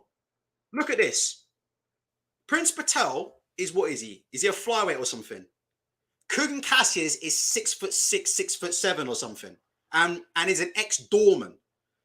The size difference between the two is absolutely ginormous. In terms of weight classes, you're talking about the difference between a flyweight and a heavyweight. Now, look how Kugan Cassius was with Prince Patel. Do you see how quick Kugan Cassius was to turn around and say to Prince Patel, I'm going to fucking cave your head in. I'm going to do this to you and I'm going to do that to you. But you know what? Can I be honest with you and tell the truth? And again, I've got nothing personal against Kugan Cassius. When he met Ty Booth, did he tell Ty Booth he was going to cave Ty Booth's head in? Yes or no? That's all I want to know. Did he tell Ty Booth he was going to cave Ty Booth's head in? Because from what I remember, when he met Ty Booth, that conversation was a completely different conversation. Am I right? That was like a completely different conversation. When the dude, and to be honest, Ty Booth is like a middleweight, light heavyweight middleweight. But we all know that Ty Booth is the real deal, yeah? No, but it's true though, isn't it? We all know that Ty Booth is the real deal, yeah? We all know this, right? Like, the bottom line of it is we can all talk until the cows come home, yeah? But we all know when Ty Booth lands clean that we'll go to sleep. We all know this, right? Right, be safe, wasn't it? Yeah, what did he say? He said, be safe. Be safe. All of a sudden, he's not talking about wanting to cave people's heads in. But when he's faced with somebody who he fancies his chances with because the guy's about fucking 10 weight classes below him, all of a sudden, he's got a completely different attitude. And that's what these guys do in boxing. I told you, boxing's for the snakes. And Eddie Hearn's one of them same guys. When is his little mate Frank Smith? You see how his energy changes. It'll put Frank Smith on camera. It'll beat him up on camera. They'll make him look like a fucking dickhead. Can you see? Look. See what I'm saying? Look, this is him doing it on IFL TV 2 years ago. So it's not the first time he's done it. You see what I mean? Look. Eddie Hearn destroys Frank Smith. IFL TV. You see? He'll put his little mate Frank Smith on camera. And he'll have a crack, won't he? He'll have a crack against the small guys, innit? Against the little smaller guys. He'll have a crack, won't he? All of a sudden, the hot talk starts, innit? All the hot talk starts. Yeah, you know, I was an amateur. Yeah, I boxed a few rounds. I was an amateur. When it's time to go against somebody their own size, these guys, all of a sudden, innit? Their attitude changes real quick. I don't know, man. That's why I don't do the hot talk, man. I don't get involved. I keep telling you guys, I just don't get involved in it. It's stupid, man. It's stupid. The TMT says, Kugan was hello, Ty, and how are you? It's completely different. And you can't blame him, innit? But there's a lot of bullying. I personally, honestly, again, I've got nothing personal. I've never said anything personal about Kugan Cassius. I've said his interviewing technique is awful. And I said that the questions that he asks are awful. But I've never said anything personal about Kugan Cassius. But I have to be honest with you and tell you the truth. I'm not lying to you, am I? But that's how these guys in boxing work. That's what I'm telling you about guys in boxing. That's how these dudes in boxing work, don't they? They see somebody who they think's weaker than them and then they prey on them, innit? That's what they do, innit? That's what people do in life in general, I guess. Do you know what I mean? That's what they do. It is what it is, isn't it? Do you know what I mean? It is what it is. Listen, I'll tell you a secret. I'll tell you a secret. No, I'll tell you another time. I'll tell you another time. Listen, I'll tell you. Sometimes I've even been known to deliberately act scared to give people false confidence. You know what? James Lord, John Fury, and Carl Frampton, Thoughts Ultra. That's a great example. John Fury's a piece of shit. Can I be real with you? Look, John Fury's an absolute disgrace. John Fury is an absolute disgrace. Again, John Fury, I have to be honest with you. I agree with quite a few of the things that John Fury says in general. But this guy now is becoming impossible to defend, isn't he? He's another bully, isn't he? He's another one of these snakes in boxing. Why? Well, all of a sudden he's walking up to Carl Frampton. Now, personally, I could be wrong. Carl Frampton saying, I was shitting myself. Let me tell you something. I'm going to be 100% honest. If you say to me, Ultra, a fist fight between John Fury and Carl Frampton, put your mortgage on one person, I'm putting my mortgage on Carl Frampton. I don't care what anybody says. I don't care. Fist fight between John Fury and Carl Frampton. I'm putting my money on Carl Frampton. That's me. That's me. I'm not trying to be disrespectful of John Fury, but I think people need to remember he's a 60-year-old man. And Carl Frampton is one of the greatest fighters that this country has ever produced. And my word, can Carl Frampton hit. Carl Frampton can hit. So I don't know why Carl Frampton was pissing himself, because if Carl Frampton decided to just suddenly pull out a left hook, there's only one outcome, because Frampton's definitely beating him to the punch. Frampton will definitely land before he lands. So it is what it is. I don't know, man. Samuel Harrison said John would go for the eye. We'll see. But look, the bottom line of it is this, right? About John Fury, right? So he's in Carl Frampton's face. John Fury's 6'6", 300 pounds, right? Carl Frampton's 5'4", and I don't know what Frampton weighs these days. Now, the whole Mickey Theo thing, right? The whole Mickey Theo, which I thought was absolutely ridiculous, right? Have we seen John Fury screw up to Mickey Fury in this manner? No, he hasn't. But he'll do it to fucking Carl Frampton, who's like half his size. We're fucking surrounded by Tyson Fury, all of Tyson Fury's team, and about fucking 65 security guards. He can stand in the face of Carl Frampton and pull that shit off. Not being funny, mate, but you can't just pick on the little people. What do you think? Do you think what I'm saying is fair or not fair? If you think it's not fair, just tell me. I don't mind. I'm not saying you have to agree with me. What do you think? Do you think what I'm saying is fair or not fair? I don't think it's right, is it? You had Mickey Theo saying all this and all that about you. Never met Mickey Theo once. Meet Carl Frampton, who's literally 5'4", when you're 6'6", and all of a sudden you're stepping to Carl Frampton and acting the hard man. Do you know how embarrassing that is? To me, that's like super embarrassing. And like, to me, like, it doesn't make you look like a tough guy at all. If anything, like, I'm just giving you my opinion. In my opinion, that kind of thing makes you look like the opposite, because real tough guys don't do that shit. I don't know what you guys feel, how you guys think about it, but look, let me tell you something, right? A lot of the guys that go to my gym and that are actually better than me, a lot of them are doormen, yeah? A lot of the guys who I spar with, or a lot of guys who are basically my friends who I've known in the boxing gym for years, quite a few of them do security on the side. And you guys will know that. That's very common for guys in the boxing gym who are regulars to have a security job on the side. You guys will know what I'm talking about, yeah? That's like part-time boxers' favorite job, security, right? So at night, a couple of times when I used to get the bus through town, I used to see all my mates on the doors. All my mates used to be on the doors, right? I know loads of guys who've done doors, loads of guys. And I've seen loads of guys in my gym, yeah. So loads of guys on the doors.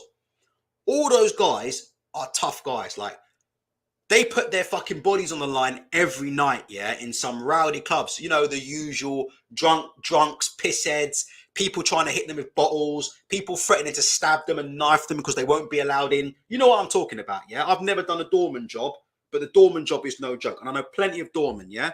And do you know what they all try and do? And these are actual tough guys, yeah? Actual tough guys. Do you know what they do? They all avoid fights at all costs. All of them. Every tough guy I've ever met, yeah, the real tough guys that I've met in the gym, the real headbusters, the real guys who are very, very tough. One of my friends in particular, I want to clarify this. I am not a tough guy at all. I'm just talking about one of my friends. One of my friends in particular is extremely tough fighter. In terms of, in fights, this guy's been known to pull at people's eyes. He's bitten parts of people's ears off, and he's kicked people's knees out. So, in addition to the boxing's boxing, but when this guy gets down to it, he's not, he's not boxing. Do you know what I mean? He's bitten ears, he's gouged eyes, and he's kicked people's knees. He's done all sorts, right? He's actually he's a head doorman who runs a series of doormen around in an area nearby me. He avoids fights. That's the point I'm trying to make. He avoids fights. And he can fight better than nearly any of us. And he avoids fights. He does everything he can to avoid a fight. And if it comes to a point where he can't avoid the fight, then that's the end of it. He's going to end the fight, and he's going to end the fight as soon as he can. Headbutt, eye gouge, knees out, bottle, whatever it takes. He will go to end that threat straight away. He's not gonna front it out. He's not gonna get in your face. He's not gonna talk to you. He's not gonna tell you what he's gonna do. Does that make sense? He's not gonna tell you what he's about. He's not gonna get in your face. He's not gonna front. He's not gonna act tough. He's not gonna tell you any of that stuff. He's gonna try and avoid the fight. And he's going to try and walk away. You call him a bitch. You call him a pussy. He'll say, do you know what? That's fine. Just go home. You've had too much to drink. Go home. You've had too much to drink. That's fine. I'm a pussy, but you've had too much to drink. Go home. But if that physical line is crossed, then it goes from 0 to 200 miles an hour in the blink of an eye. That's been my experience of all the tough guys I've met in boxing. And I've met a few. They all have that switch. But they're very, very good. They really, the ones they try everything to avoid fights. So the point I'm trying to make is with John Fury, right? I know he's got a bit of a rap sheet, but he lost a bit of credibility with me there because he picked on somebody who was a lot smaller than him. I look forward to John Fury running into Mickey Theo. Hopefully Mickey Theo can book a ticket to Whyte versus Fury. And we can see John Fury against somebody his own size. Well, he's a lot bigger than Mickey Theo, but do you know what I mean? At least Mickey Theo will be willing to give it a go. Very, very disrespectful. And to put Frampton in that kind of position, what's Frampton going to do? He's just interviewed Tyson Fury. He's mates with Tyson Fury. He works with BT Sport. And John Fury's putting... Oh, by the way, can I tell you someone else who's a complete idiot as well before I go? This man, Tommy Fury. I stuck up for Tommy Fury big time because I believe he had a genuine injury. I mean, the man produced scans and the email address and contact details for his doctor. I have never seen a boxer not only provide scans of their injury, but also provide the name, email address, and the GMC number of the doctor who diagnosed them. So we can all email Tommy Fury's doctor and find out what the fuck went on. Or we can find out if it's a real... I thought that was an amazing bit of transparency from Tommy Fury. And I stuck up for him, yeah, for pulling out of that Jake Paul fight. But for Tommy Fury to come on camera and say Carl Frampton knows nothing about boxing, I'm sorry. Let me just say this right here and right now, yeah? The Furies are out of control. The Fury family is out of control. And that's the end of it. That's all that needs to be said. Tommy Fury's getting up on camera and saying Carl Frampton doesn't know anything about boxing. Is this the same Carl Frampton who was Ring Magazine Fighter of the Year? Is that the same Carl Frampton who beat Scott Quigg and Leo Santa Cruz in 12 months? Is that the same Carl Frampton, yeah? Who don't know nothing about boxing, who was a Ring Magazine Fighter of the Year. And who made the Ring Magazine top 10 pound for pound list. According to fucking Tommy Fury. He don't know nothing about boxing. I'm sorry, but the Furies are just fucking... Enough now, isn't it, with the Furies, isn't it? Enough, innit? It's enough with the Furies now, isn't it? Too much talking, isn't it? Too much talking. You know, at first it was a bit of a laugh, yeah? But now, some of the stuff that's going on, for me, is getting a little bit tasteless. And they claim that they're... what do? They claim that they're persecuted, don't they, the Furies? They all claim that they're persecuted. They're all persecuted and all they want is a fair go. Well, to me, to be honest, they're not doing themselves any favours at the moment. Right, let's finish up. Sorry about that. An hour and a half of me ranting about bollocks, but there's nothing really much to talk about, and it is what it is. Let's go through some final comments. Darren D says, 100% ultra. Tough guys actually do avoid fights as they have zero to prove to any... I'll be honest with you. Should I tell you how I know, Darren D? Should I tell you how I know I'm not tough? Because if somebody in the street says something to me, 6 times out of 10, depending, 6 to 7 times out of 10, I'll probably say something back. And I'll probably act like something I'm not, out of anger. That's not tough, guy. Trust me when I say that. I've seen it in real time. Seen it plenty of times. Real tough guys, all that talk don't phase them. Talk don't phase. Oh, you're a bitch. Oh, you're this, you're that. All this fucking squaring up crap. Trust me, these guys don't get phased. It's like water off a duck's back because they know that talk is nothing. The only thing that matters is what happens when the punches start flying. And how many guys have you seen like me? They got big mouths and they say they're going to do this. They say they're going to do that. They act the part. And once they get clipped once, they can't come back. We've seen it. We've all seen it, haven't we? We've all seen those guys who talk hot. But once they get clipped for that first time, clean on the chin, they can't come back, can they? They can't. They can't hold a shot, can they? They get clipped once and they don't want it. Do you know what I mean? I'm one of those guys. I'm not a tough guy. I thought John Fury was different. I thought all these guys like Kugan Cassius was different. I thought Eddie Essex Boys Hearn was different. Obviously not. Let's have a look. McKinson. Oh, well, it is what it is. There's nothing I've ever seen from McKinson that makes me believe he can beat Virgil Ortiz. But hopefully they can reschedule the fight. But Virgil Ortiz is way too much for me. To me, that looked like a mismatch. I know people are talking about McKinson's got an awkward style. I appreciate that. I like McKinson, but this is Virgil Ortiz we're talking about. He's a very, very serious individual. Very serious individual. TMT says, me becoming mature as a new boxing fan was realizing the shit houses the Furies are. I like Tyson for boxing reasons. And to be fair, I think Tyson's embarrassed by his own father's behavior quite a lot of the time, to be fair. I think some of the stuff that John Fury was saying about Jake Paul's girlfriend, I think Tyson Fury's embarrassed by that kind of stuff, you know. Obviously, he's his father at the end of the day, but I think he's embarrassed by that kind of stuff. So, I don't know, man.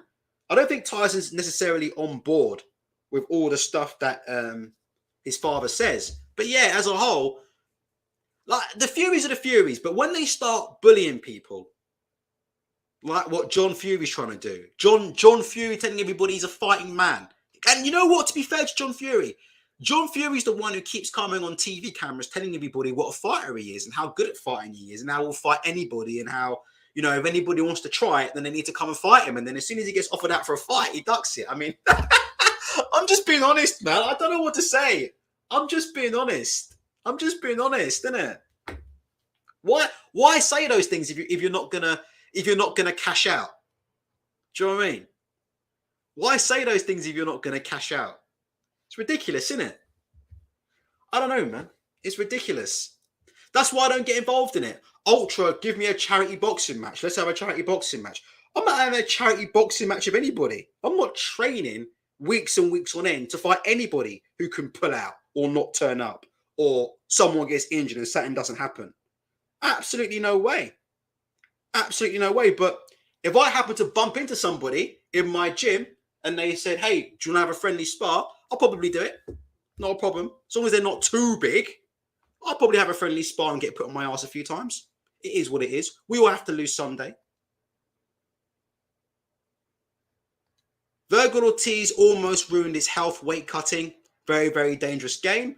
It's another reason why I don't call fighters quitters or accuse fighters of ducking. Volta says, have you tried Fury's new drink? Absolutely not. I don't touch Red Bull. I don't touch Monster. I don't touch any of that stuff. I know a lot of people find this hard to believe. I don't do drugs. I don't even do antidepressants at the minute. When was the last time? I haven't taken an antidepressant in a while. I don't think I've taken an antidepressant in 3-4 months. I'm completely off antidepressants at the minute. So, yeah, I don't take any drugs of any kind. I don't believe in it. I don't believe in alcohol, and I don't believe in drugs. I'm teetotal, and I always have been teetotal. I don't think alcohol's useful in any way, shape, or form. I don't think alcohol tastes nice. I don't think it's useful. I don't like the feeling of being out of control. And it's bad to me. Alcohol, bad. That's just me. I know other people have other ideas, but it's just not for me. Let's go through this. Crazy D3 says, no caffeine. I don't even drink coffee. I haven't. A month or so ago, I wasn't sleeping. So I was having coffee to help myself work. But I'll probably say I've had less than 5 cups of coffee in the last 12 months. I don't touch it. It's not good for you. I don't touch coffee. I probably have 5 cups of coffee in the last 12 months. Jay says alcohol is the best drug ever. I don't know. Tell me why. I disagree. For me, alcohol is Nothing good ever happens when you're on alcohol. To me, that's just my opinion. You know, nothing good it ever happens when you're on alcohol. That's my opinion. I'm very much against it.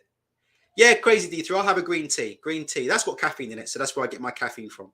Green tea's got caffeine in it, but yeah, I don't have any caffeinated drinks. I don't touch Red Bull. That stuff's dangerous. I've already got fucking heart problems as it is. That stuff will take your heart rate up to 200. Fucking people. I used to know. I used to work with this bird, and she was massive. Gosh, I used to work with this bird. She was about fucking hell. She was about 5'4", and she probably weighed 200 pounds. 5'4", 200 pounds, maybe more. She was big, and as usual, you know, it's always them ones. She used to talk a hot game. She was a real big mouth. Her boyfriend was this super tough gangster guy who was going to do this and do that and do whatever. All this kind of hot talk. She was huge, right? She used to come into work every day carrying 2 cans of Monster. Every day she'd come into work carrying 2 cans of Monster. Man, I mean, I'm not exactly a walking picture of... Although, like I said, I've lost 4 kilos, to be fair. I'll go and weigh myself in a minute. I did have a rather generous helping of pork, rice, and peas tonight, but yeah, I've lost 4 kilos. So, but she was awful. I mean, it's just dreadful to see someone being that far overweight, and then they're walking in every day with 2 cans of Monster. Fuck me, man. That's no way to live life, man. That's no way to live life, man. That's no way to live life, especially with you know what going around at the minute. Jesus Christ. Let's have a look here. Alcohol is fine with moderation. Okay, it might be fine for you. If you can handle it, you can handle it. I can't handle it. I reckon I could get pissed off a pint. Easy. I can't handle my drink. 1 pint, I'm wrecked off a pint. Easy. I can't handle it. Half a pint, I'm lightheaded and I'll fall asleep. Any more than half a pint, I'm a joke. I can't handle it. But for me, it's just garbage. It's just absolute fucking garbage. Yeah, right. Does anybody else want to talk about anything else, or forever hold your peace? Now's the time. If anybody else wants to talk about anything non-political, now's your chance, or forever hold your peace. I'm not planning to, not really planning to make any more videos until after April. Well, after May, I think. Depends on what happens in Fury versus Whyte. So maybe you'll see me on the 24th of April. But maybe not. We'll see. Yeah, nothing political. I can't talk about anything political. Spence versus Ugas, I don't know. I will watch the fight, but I need to have another look at Ugas properly. So when I mean look at Ugas properly, that means watching Ugas fight, slow down to 0.75 speed with no sound and no commentary whatsoever. I'll have to sit and watch it and try and figure out what he does, and then I'll come back to you. So I will watch that I will probably watch that myself. Samuel Harrison says not coming back for Ebony Bridges title shot. Let's have a look at Ebony Bridges' Twitter for the lols quickly.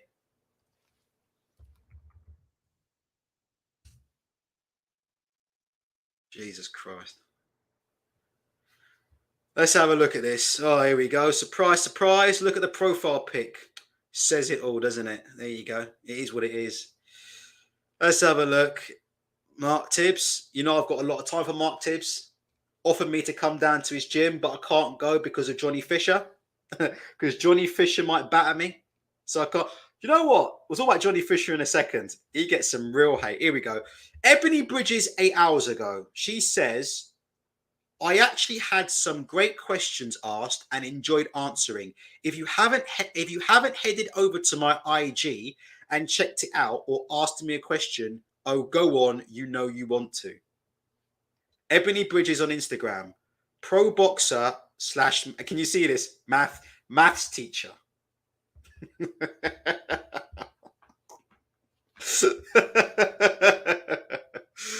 Look. She's a very, very... Look, you know what? Honestly, God, Ebony Bridges is a really attractive woman.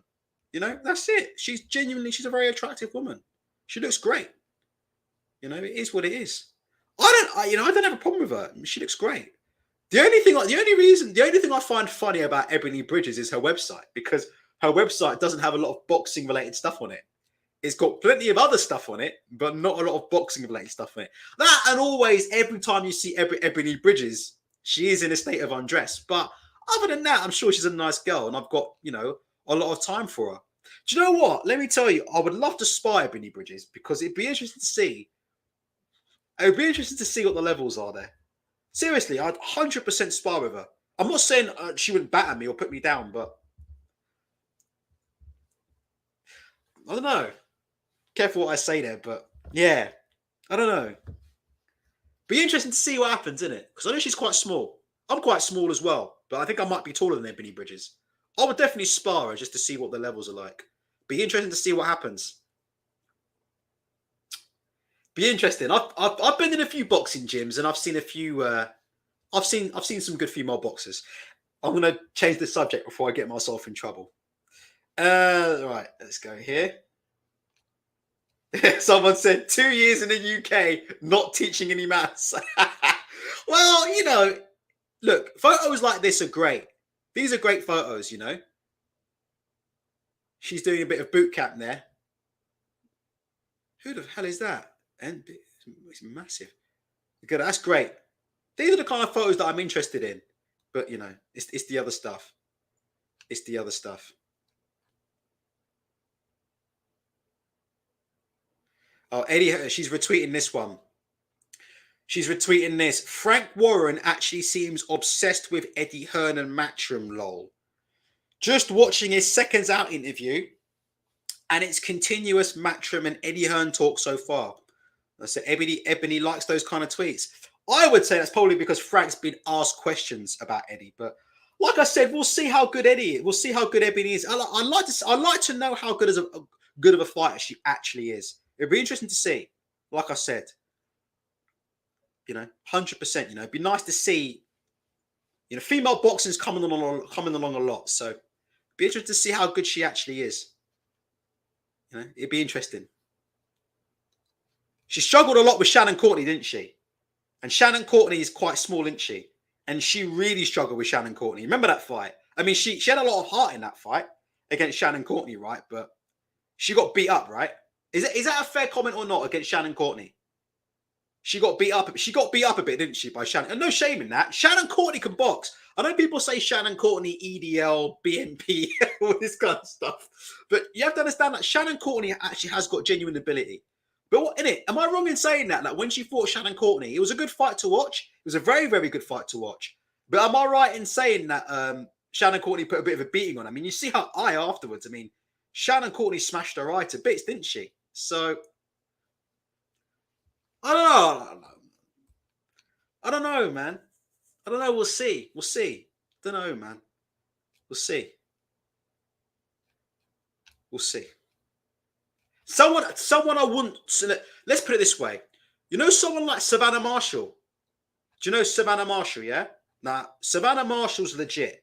Like Clarissa Shields, they're legit. You look at those two, Savannah Marshall and Clarissa Shields in particular, particularly Clarissa Shields. And the first thing I see when I see Clarissa Shields is they spar men. You can tell by the way they fight. You can tell by the way they fight. You can tell by the way by the shots they pick. You can tell by the style. Shannon Courtney, Clarissa Shields in particular. The first thing you can see about Clarissa Shields is she does a lot of rounds with men. That I could see that straight away. So she's a fighter you can see.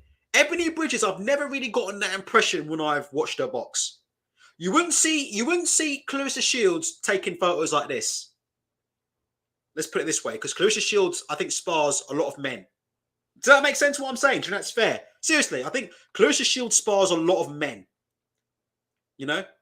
And I think Savannah Marshall's another one who spars quite a few blokes as well. You know? Like they're really proven.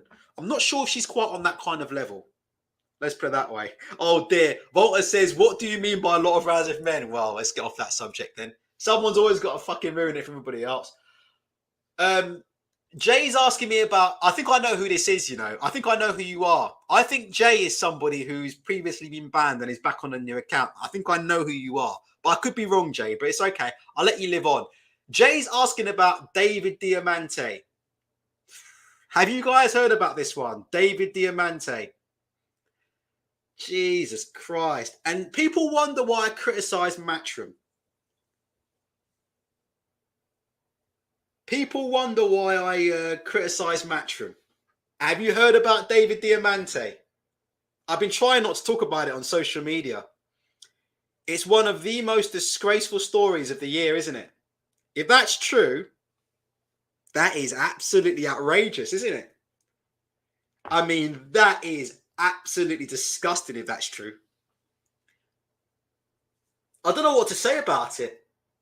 People ask me, Ultra, why do you lay into Matchroom so much?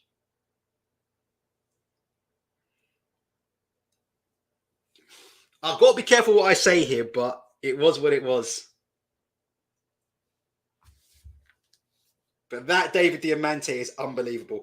Let me tell you what's been said. Right. So LOE Mark says, I think his rehabilitation was quick, just not the type he was claiming. Right. So let me quickly tell you this, and then I'm going to go and do a shit because I've been on laxatives. Basically, let me tell you what happened. I caught COVID. I lost 4 kilos. Ever since then, I've been trying to keep the weight off. I've been hitting the punch bag a little bit. I've got a new head guard. I've got new gloves arriving tomorrow. New 16-ounce gloves that are arriving from Amazon tomorrow. So I'm trying to keep the weight off. But I've had a problem shitting. I can't go to the loo. I've been really constipated. I've been going 3-4 days without going to the loo since I've lost this weight. So I've started taking laxatives, and now I really need to go and do one. So before I go and do one, or maybe it's just the thought of David Diamante that's making me want to shit my pants. But let me quickly say this in closing. Apparently, in the city of New York, anytime there's an accident, a motor accident, and I think anytime there's a motor accident where there's been more than £1,000 worth of damage, or if the person has been injured, by law, it must be recorded in some kind of New York traffic accident database. Richard from Twitter, let me know if I'm right about this, because Richard from Twitter is the data guy, so he'll know if I've got this right. I'm doing this all off the top of my head, right? But as far as I'm aware, anytime there's a traffic accident in New York and somebody has been injured or there's been damage of over £1,000, a record of it has to be made in a certain database in New York, right? It has to be registered, right? It has to be registered. Somebody has to call it in. Somebody has to phone it in. It gets a unique collision ID and it gets, so it has to be reported. Yeah. It absolutely must be reported. If somebody gets injured or if there's more than £1,000 worth of damage.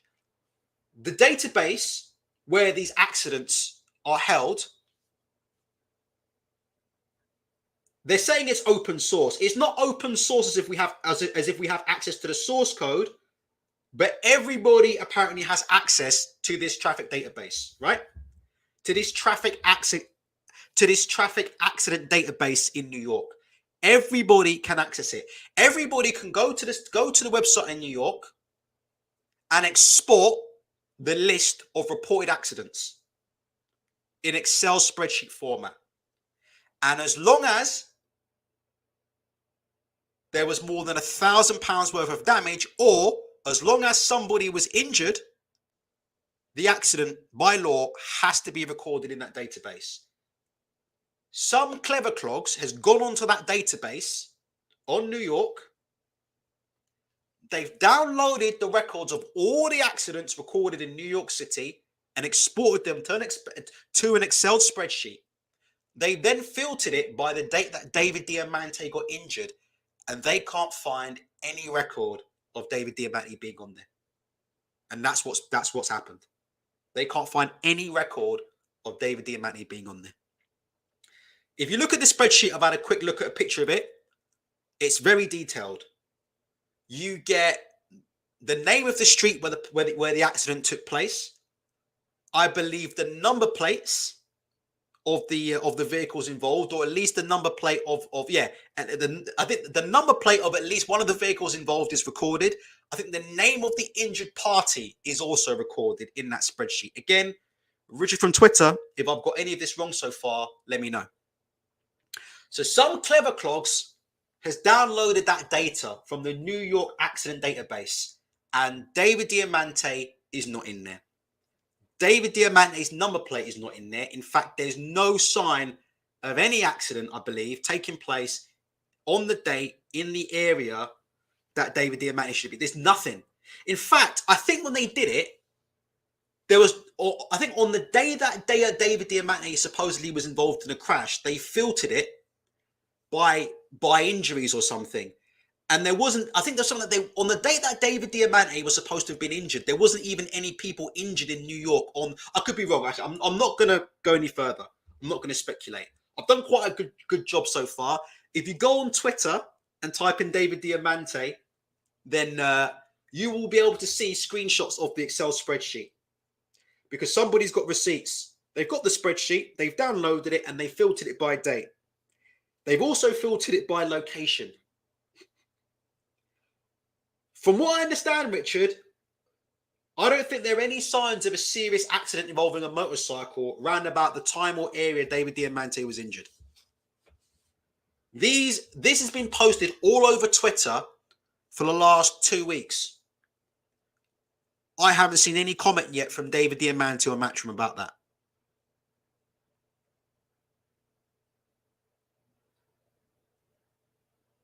So, what can you say about that? There you go. There you go. You can see Richard's comment on the screen right now. There you go. There you go. Right. Let's see what Jay says. Jay says there was only one crash on that day in New York, and it was in a different location to Diamante's supposed crash. All I can say is this. This information has been circulating online for the last 2 weeks, right? If people want to access this database, this New York traffic accident database, and download the Excel spreadsheet for themselves and filter the Excel spreadsheet, they can do so at their own discourse. All I will say is this. It's now been 2 weeks. If David Diamante has really been injured and he's really had spinal fractures and he really nearly died in a motorcycle accident, right? And there was somebody on the internet circulating information that contradicted what I was saying, I would be onto that pretty fucking quickly. You lot are focusing on the fact that his name is Diamante. All I'm going to say, I think you guys need to actually just go online on Twitter and find out what's been said. You can see it. I don't know why. You don't have to listen to me. You can do one of two things. You can go to the traffic database yourself and you can filter the data. You can filter the data by motorcycle accidents by date and see if there are any motorcycle accidents in the area where David Diamante got injured. And you can check. You can see. Go and have a look. Download the Excel spreadsheet like what they've done, what they've done online. Download the spreadsheet. See if you can find any motorcycle accidents in the area where David Diamante got injured on that day. You don't even have to search for his name. Just go for it. But some people have done this already. They can't seem to find anything. Again, as somebody mentioned in the comment section, remember the questions we were asking? Dillian Whyte's going through arbitration. Where's this arbitration taking place? Do you remember that? Remember that one? Oh, Dillian can't talk about the fight because there's the arbitration. Look, actually, I can get that up on Twitter. Look, what am I doing? Here we go. Look. Remember that? Dillian can't talk about the Tyson Fury fight because there's an arbitration case going on about the purse split. Do you remember when we asked on this channel, where's the arbitration for the purse split? Where's the case? What date is it and when is it happening? Has anybody been able to answer that? I've been off the internet for 3 weeks. Has anybody in those 3 weeks been able to tell you where Dillian Whyte's arbitration case for the purse split is being held? Can anybody tell you that? It's funny that, isn't it? Where is that? Where's the arbitration case for the purse split? What court is that being held in? And when's the next hearing? Tell me. When's the next hearing for Dillian Whyte? Where is it? Oh, right.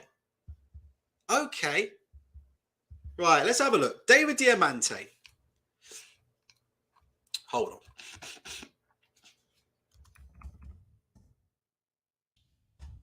Let me see if I can find the link. Have I spelled his name wrong?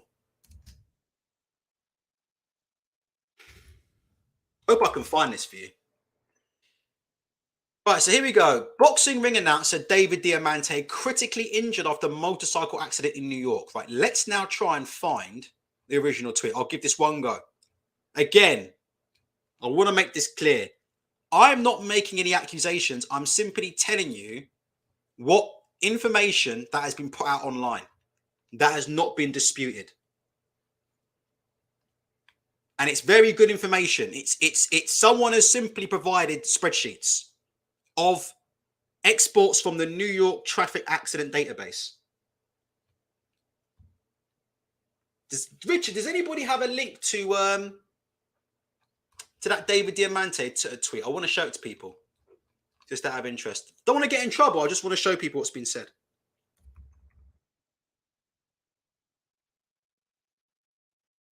Oh, what's this? Jay, he posted the Instagram link. What link? Instagram link from Diamante. I can't see. Moderators, only moderators can post links.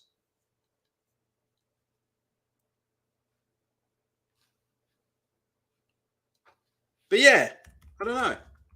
That's what people are asking about. They're asking Ultra, what do you think about the David Diamante situation? I don't know. I mean, like I said before, if he's come up with some kind of evidence that he was critically injured, then those people who have said otherwise obviously need to answer to David Diamante. I want to make it clear, I'm not accusing David Diamante of anything. I was asked a question, what do you think about the situation? And I'm just telling you, I'm filling people in on what's being said. I'm just trying to find it. Keep going through your comments.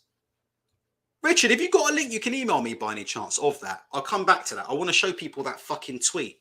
It's an unbelievable tweet, It's an absolutely Ultra. Go on. Who? It's a tweet of a pic with him with a mic. What? Okay. Go on his tweet. Okay. Oh, I see. Right. Okay. Right. Oh, I think I get it. I get it. Right. Hold on. Is it this one? Feels great to be back. Okay. Right. Let's see.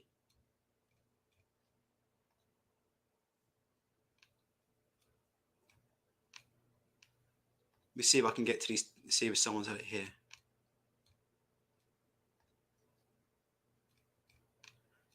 Is this the one? Can't see it, Can't find it. Where's his B sample? Jesus, hold on.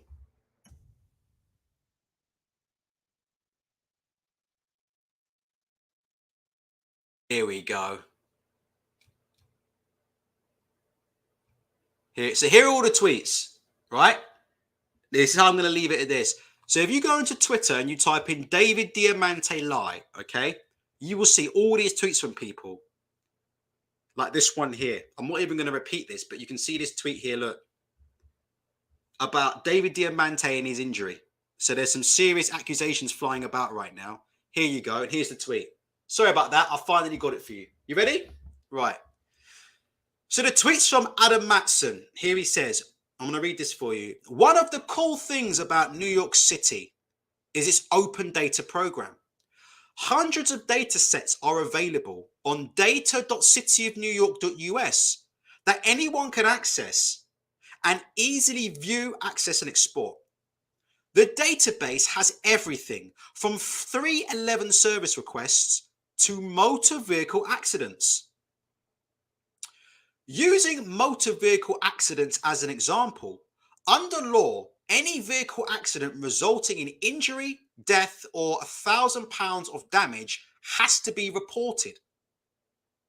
It is then assigned a collision ID and automatically updated in the database here.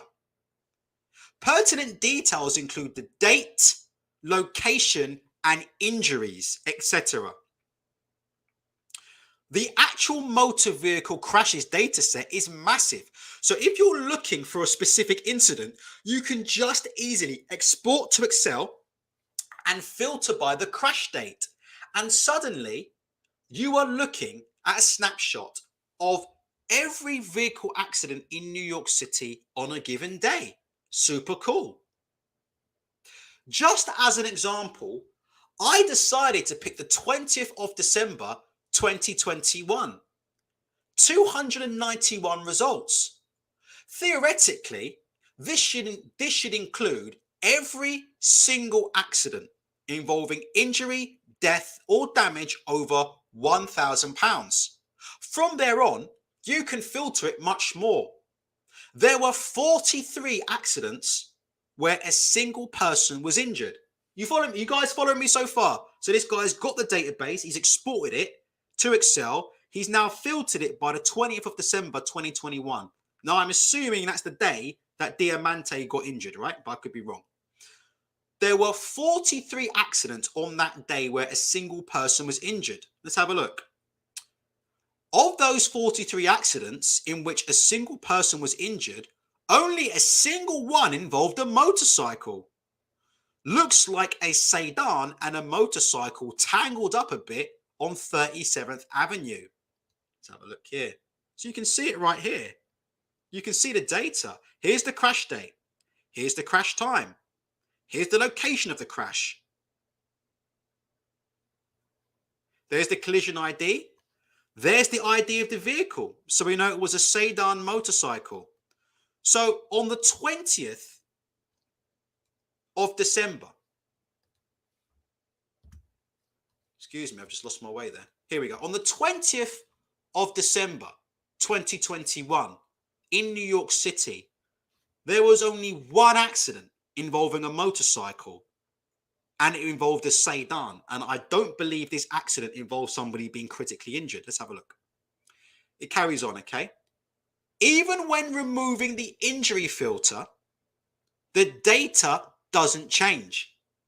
So there was only one motorcycle accident, period, on that day. Injuries or no injuries. Only one motorcycle accident was reported to the New York Police Department on December the 20th, 2021. And it wasn't on 3rd Avenue under the Brooklyn Queens Expressway. David Diamante, one of the preeminent ring announcers in the world, was involved in a serious motorcycle accident on Monday while riding on 3rd Avenue in Brooklyn beneath the Brooklyn Queens Expressway. Does anybody have any questions? Does anybody have any questions? I told you. Crazy, isn't it? There you go. That's the whole thread, end to end. I'm not making any accusations against David Diamante. This was released on March the 11th. It's now March the 18th. So my bad. It's not been 2 weeks. It's been 1 week. I've seen no comment from Eddie Hearn or Matchroom Boxing about this, or anybody affiliated with Matchroom Boxing. I have seen absolutely no comment about this information. According to this person here, there is no record of any accident involving David Diamante on that day. Has anybody got... That's what they're saying. There's no record of it anywhere. People ask me, Ultra, why do you lay into Matchroom so much? Ultra, why do you lay into Matchroom so much? Oh dear. Didn't nobody tell you guys this? Like, you guys have just been told this. I've been gone for 3 weeks. Didn't anybody else raise this, or didn't anybody else tell you what was going on? I haven't said a word about this on social media because it's horrible, isn't it? I mean, if David Diamante had a serious accident and somebody's releasing false information about him, that's awful, isn't it? That's awful. If David Diamante was involved in a life-threatening motorcycle accident and somebody's out there releasing false information, contradicting what he's saying, that's awful. So if I was David Diamante, personally, at this point now, with it being 7 days, and with people on the internet calling me liars and accusing me of making it up, I'd probably be inclined to release some kind of proof. That's just me. I could be wrong, but I don't know. I mean, it's a pretty easy thing to prove, isn't it? Right? Am I wrong in saying that, or am I wrong, or am I overstepping my bounds? To me, it seems like a pretty straightforward thing. Were you in hospital with life-threatening injuries on that date, or were you not? Do you know what I mean, though? Were you in hospital with a life-threatening injury on that date, or were you not? Don't know. I'll let you be the judge. Eddie keeps saying he gets asked all these tough questions, right? You know Eddie Hearn, the one who's beating up his mate on camera, right? You know Big Eddie, Big Eddie, the tough guy, amateur boxer Hearn. You know the guy who's you know the guy who only spars. He only spars against people when it's body sparring against guys who are half his size. Yeah. He only allows himself to be filmed sparring against guys who are like half his size and half his weight. Right? But you know, Eddie keeps telling people that he gets asked all these hard questions, innit? Apparently, like, Frank Warren gets asked easy questions, yeah, by Umar. And apparently, Kugan Cassius is asking Eddie Hearn all these hard questions. So I'm going to ask you right now. It's been a week. It's been a week since that Excel spreadsheet on David Diamante was put out on the internet. Has any boxing interviewer anywhere since I've been away in the last 3 weeks asked Eddie Hearn about this spreadsheet? Has anybody asked him about it at all?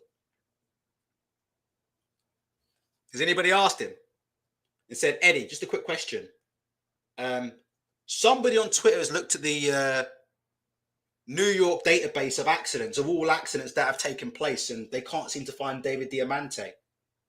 But your organization seems to have been saying the opposite. Can you please clarify? Because he gets asked all these tough questions that he can't answer, innit? So has anybody asked him that? Has his mate Cougs asked him that?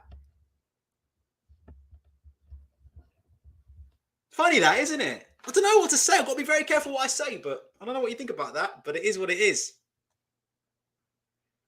Londoner in a Stick says, we're in Billy Joe eye socket territory. X-ray territory. Oh, Jesus. I don't know what to say about it. I don't know what to say about it.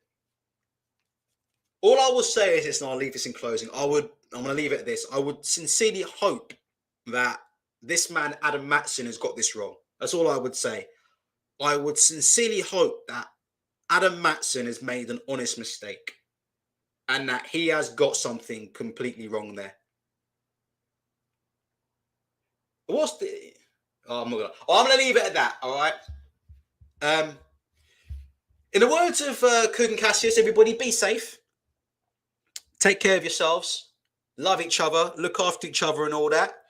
And most importantly, remember, it's only boxing. I think some people, like I said before, I'm quite proud of myself for, being an open source boxing channel. This is a free to use boxing channel. You don't have to pay to play. You don't have to super chat me to get your comments read out. And so I deserved that pay rise, didn't I, from work? I did deserve that pay rise, didn't I? I haven't done any work for a good year, but let's be honest. I think I deserved that pay rise for all the work that I've put in, unpaid here. I think it was quite fitting that I got a big a pay rise and a big fat bonus this month. Let me tell you, I got a big fat bonus this month, and it is what it is. All right, guys, take care.